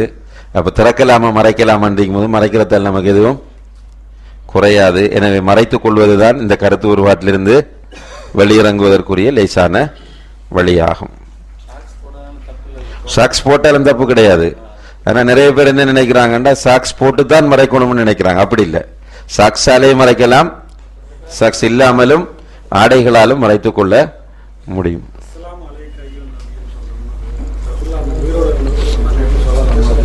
அதுவும் கருத்து வேறுபாட்டுக்குரிய ஒரு விஷயம். அத்தஹியாத்தில் ஓதும் போது அஸ்ஸலாமு அலைக்க ஐயுஹன் நபி என்று ஓதுறதா, அஸ்ஸலாமு அலன் நபி என்று ஓதுவதா என்பதை பொறுத்தவரையில் அன்னை ஆயிஷா ரலியல்லாஹு அன்ஹா அவருடைய ரிவாயத்திற்கு நினைக்கிறேன், அஸ்ஸலாமு அலன் நபி என்று ஓத சொன்னதாக. அஸ்ஸலாமு அலைக்க ஐயுஹன் நபியை விட அஸ்ஸலாமு அலன் நபி என்று ஓதுவது சிறந்தது. அஸ்ஸலாமு அலைக்க ஐயுஹன் நபி என்று ஓதினால் தப்பு இல்லை என்ற சஹாபாக்கள் அப்படியும் ஓதி இருக்கிறார்கள். நான் ஷாஃபி பள்ளியில் ஃபஜ்ர் தொழுகை தொழும்போது 2வது ரக்காத்தில் குனுத் ஓதி இமாம் ஓதுகிறார். நான் அப்போது என்ன செய்வது? ஷாஃபி பள்ளி போனால் இமாம் ஃபஜ்ர் குனுத் ஓதத்தான் செய்வார். என்னால் அவர் ஷாஃபி முறையில் தொழுகை நடத்தக்கூடியவர். அப்ப அந்த நேரத்தில் நம்ம என்ன பண்றோம்னு கேட்டால் நம்ம குனுத் ஓத முடியாது. ஏனென்றால் நம்ம நபி ஸல்லல்லாஹு அலைஹி வஸல்லம் அவருடைய மதுஹப், ரசூலுல்லாஹி அலைஹி வஸல்லம் அவருடைய மதுஹபில் ஃபஜ்ருக்கு குனூத் கிடையாது. அப்ப நம்ம யாரை பின்பற்றுறது? இப்ப ஷாஃபியா ரசூலுல்லாஹி அலைஹி வஸல்லம் அவர்களையான்னு கேட்டால் ரசூலுல்லாஹி அலைஹி வஸல்லம் அவர்களை தான் பின்பற்ற வேண்டும். எனவே இமாம் குனூத்துக்கு கையேந்தும் போது இமாம் ஷாஃபி ரஹ்மத்துல்லாஹ் குனூத்தை அனுமதிச்சிருக்கிறாங்க. பொதுவாக ஃபஜ்ருடைய குனூத்தை அவர்கள் அனுமதித்திருக்கிறார்கள். அப்ப அந்த நேரத்தில் நாம் என்ன செய்வது என்று கேட்டால் நம்ம கையை விட்டுட்டு நிற்க வேண்டியது. குனூத்துக்கு ஆமீன் சொல்லவோ அல்லது குனூத்துக்கு கை தூக்கவோ கூடாது, கையை விட்டுட்டு நிற்க வேண்டியது. ஆனால் அந்த இமாமுக்கு பின்னால் நின்று நம்ம தொழலாம். இப்போ நிறைய எல்லா இடமும் சுன்ன அடிப்படையில் மஸ்ஜித் கிடையாது. நிறைய பேர் நம்முடைய சகோதரர்கள் இந்த சுபோ தொழுகையில் சோம்பறிகளாக மாறினதுக்கு ஒரு காரணம் இந்த குனூத்து ஷாட்டு தான். தொலை பழையினதே ரொம்ப கஷ்டப்பட்டு, அதுவும் ஃபஜ்ருக்கு ஒரு அளவு போய் வந்து கொண்டிருக்கும் போது இந்த சட்டத்தை சொல்லி குனூத்து இமாமுக்கு பின்னால தொழக்கூடாது அப்படின்னு சொன்னோடனே ஃபஜ்ருக்கு பள்ளி போறல என்னன்னா வீட்டை தொழுதுட்டானு. வீட்டை எத்தனை மணி தொழுதாருன்றது அவருக்கும் வீட்டையும் தான் தெரியும். நிறைய பேர் ஃபஜ்ரை மிஸ் பண்றதுக்கு ஒரு அல்லாஹுடைய ஒரு பாதுகாப்பு. யார் ஒரு ஃபஜ்ரை ஜமாத்தோடு தொழுகிறாரோ அவர் அல்லாஹுடைய திம்மத்தில் இருக்கிறார், பொறுப்பில் இருக்கிறார் என்று ஸல்லல்லாஹு அலைஹி வஸல்லம் சொன்னார்கள். அதெல்லாம் இழக்கிற நிலை ஏற்பட்டிருக்கிறது. எனவே சுன்ன அடிப்படையில் தொழக்கூடிய பள்ளி இருந்தால் அந்த பள்ளிக்கு தான் நம்ம முக்கியத்துவம் கொடுக்கணும். கொஞ்சம் தூரம் இருந்தாலும் பரவாயில்லை, நடந்து போய் வாங்க அல்லது வாகனத்தில் போய் வாங்க, நிறைய நன்மை கிடைக்கும் இன்ஷா அல்லாஹ். அப்படி இல்லாத ஒரு நிலை வந்தால் அந்த பள்ளிக்கு போய் இமாமுக்கு பின்னால் நின்று தொழுங்க. குனூத் டைம்ல கையை விட்டுட்டுறீங்க இன்ஷா அல்லாஹ். கை உயர்த்தின தப்பு தானே, இல்லாததுக்கு என் கை உயர்த்தணும்? பாவம் என்று சொல்லல, நான் அதான் சுண்ணாவுக்கு மாற்றம். அது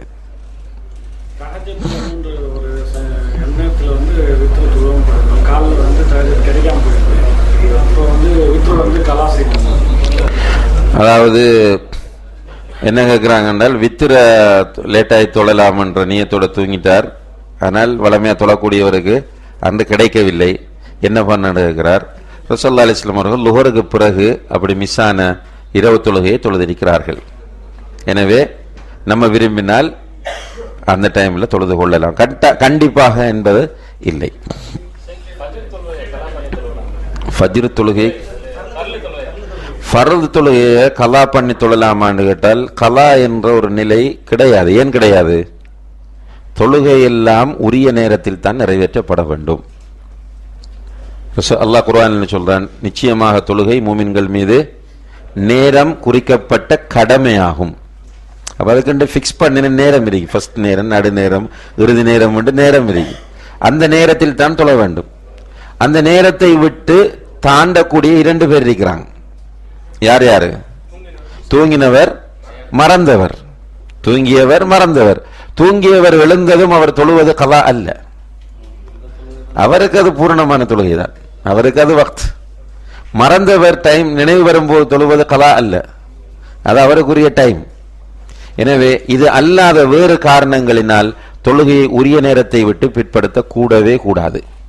சில இமாம்கள் சொல்றாங்க என்னென்றால் அசருடைய நேரம் ஒன்றைக்கு உதாரணமா அசருடைய நேரம் 6 மணிக்கு முடியுதுன்னு வைங்க. 6 மணிக்கு பிறகு அசர் தொழுகை என்ற ஒரு தொழுகை கிடையாது. புரியுதா? அதுக்கு பிறகு நீங்க சும்மா உட்கார்ந்துட்டு இருந்துட்டு 6 மணிக்கு பிறகு அசர் தொழுறது மகரிபுடைய நேரத்தில் அசர் தொழுறது அல்லாஹ் இடத்துல ஏற்றுக்கொள்ளப்பட மாட்டாது. ஏதோ ஒரு பேணுதலுக்காக வேண்டி செஞ்சுட்டு போங்க தொழுதிட்டம்ன்றதுக்கு. ஆனால் அது அல்லாஹ் இடத்துல தொழுகையாக கவுண்ட் பண்ணப்படாது. ஏனென்றால் மகரிபுடைய நேரத்தில் தொழக்கூடிய தொழுகை என்ன? மகரிப் தொழுகைதான்.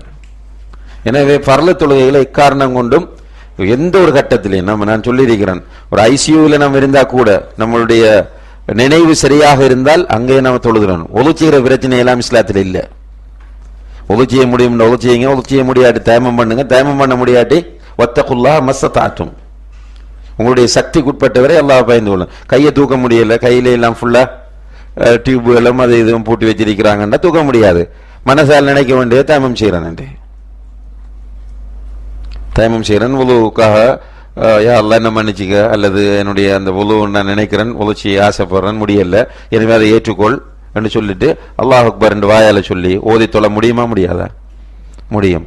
எனவே நம்முடைய நினைவு இருக்கும் வரைக்கும் தொழுகை எந்த காரணம் கொண்டும் பிற்படுத்தவோ இது செய்யக்கூடாது. நிர்பந்தங்கள் வாரது, மறதி, தூக்கம், அது மாதிரி சில நேரங்களில் ஒன்றும் பண்ண முடியாத ஒரு நிலை வரும்.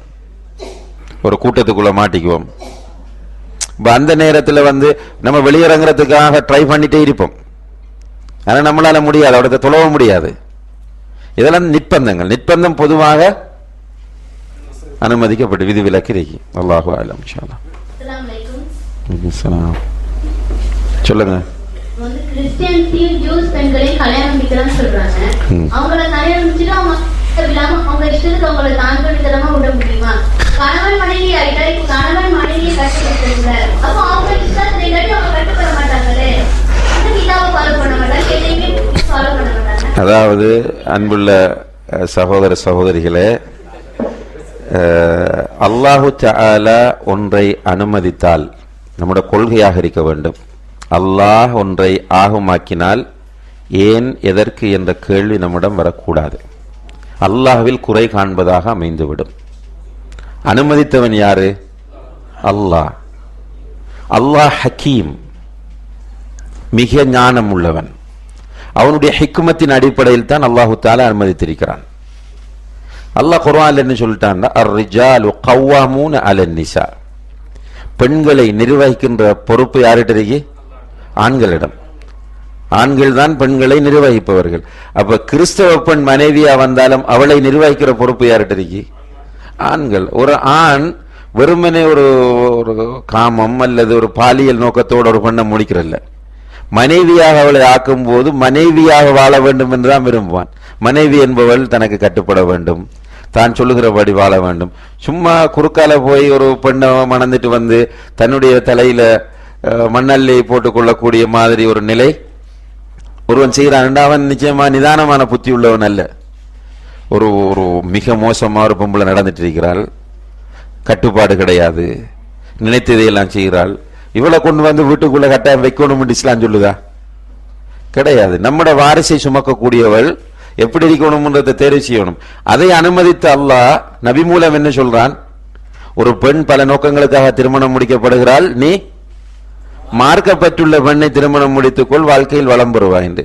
எனவே சிலர் என்ன செய்யறா, சும்மா ஆபீஸ்ல அங்க வேலை செய்யற இடங்கள்ல யாராவது ஒரு கிறிஸ்தவ பெண்ணை பார்த்து பழகிடுறது, பழகி போட்டு அவளுடைய சில நடவடிக்கைகள் தனக்கு மனசுக்கு பிடிச்சிடும். பிடிச்சதுக்கு பிறகு அவளை திருமணம் முடிக்க போறேன்னு மனைவிட்ட டோர்ச்சர் பண்றது, நான் முடிக்க போறேன், அவளை கூப்பிட்டு வர போறேன். இந்த டைம்ல மனைவிக்கு கோபம் வரும். என்ன ஒரு உனக்கு போயும் திருமணம் 2வது திருமணம் முடிக்கிறதுக்கே நான் விருப்பம் இல்லை, அப்படி ஒரு 2வது திருமணம் முடிக்கிறேன்டா இப்படி ஒரு பெண்ணையா நீ கொண்டு வரணும் என்ற பிரச்சனை மனைவிக்கும் வரும். அப்ப திருமணம் என்ற ஒரு அடிப்படையில் அவருக்கு ஒரு பெண் மீது ஒரு நியாயமான விருப்பம் வருகிறது என்றால், அந்த பெண் கிறிஸ்தவ பெண்ணாக இருந்தாலும் அவர் மனம் முடித்துக் கொள்ள விரும்பினால் மனம் முடிக்கலாம். கண்டிப்பா முடிக்கணுமா? இல்ல. சுருக்கமாக நான் மீண்டும் சொல்லக்கூடிய விஷயம் என்னென்றால், எந்த ஒரு விஷயத்தை அல்லாஹ் நமக்கு சொல்கிறானோ அதில் கண்டிப்பாக நமக்கு நலவிருக்கும். அல்லாஹ் சொல்லக்கூடிய விஷயங்கள்ல ஏன் எதற்குன்ற கேள்வி கேட்கிற பண்பால தான் முஅத்தஸிலாக்கள் தோன்றினாங்க. இன்றைக்கு ஏன் எதுக்கு கேட்க வந்ததால தான் ஹதீஸ்களை மறுக்கிற நிலைக்கு வந்திருக்கிறார்கள். அல்லாஹ் நம் அனைவரையும் பாதுகாக்க வேண்டும். அல்லாஹ் ஒரு விஷயத்தை சொல்லிட்டால், அல்லாஹ்வுடைய தூதர் ஒரு விஷயத்தை சொல்லிட்டால் அதுல மாற்று அபிப்பிராயம் கொள்வதற்கு நமக்கு எந்த உரிமையும் கிடையாது. வல்லாஹு தஆலா அலம்.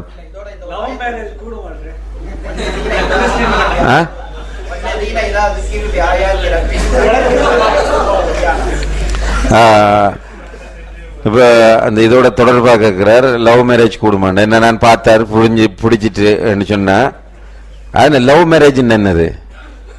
மேரேஜ் கூடுமா கூடாதுன்னா கேள்வி கேட்கணும், அல்லது லவ் பண்ணுவது கூடுமா கூடாதுன்னு கேட்கணும்.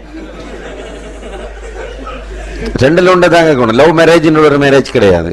மேரேஜை பொறுத்தவரையில் ஷாஹிதுகள், மகர், ஈஜாப் கபூல், வலி இருந்தால் மேரேஜ் கூடும். லவ் பண்ணுவது கூடுமான்னு கேட்டால் அது எல்லாருக்கும் தெரியும் கூடாதுன்றது. லவ் என்பது இன்றைய காலத்து இஸ்திலாஹின்படி லவ்வினுடைய அர்த்தத்தின் அடிப்படையில் கூடும். லவ் என்ன? விரும்புவது. ஒரு பெண்ணை விரும்புறது கூடுமா கூடாதா? கூடும். விரும்பினா தானே அந்த பொண்ணை பொன் கேட்டு போகலாம்.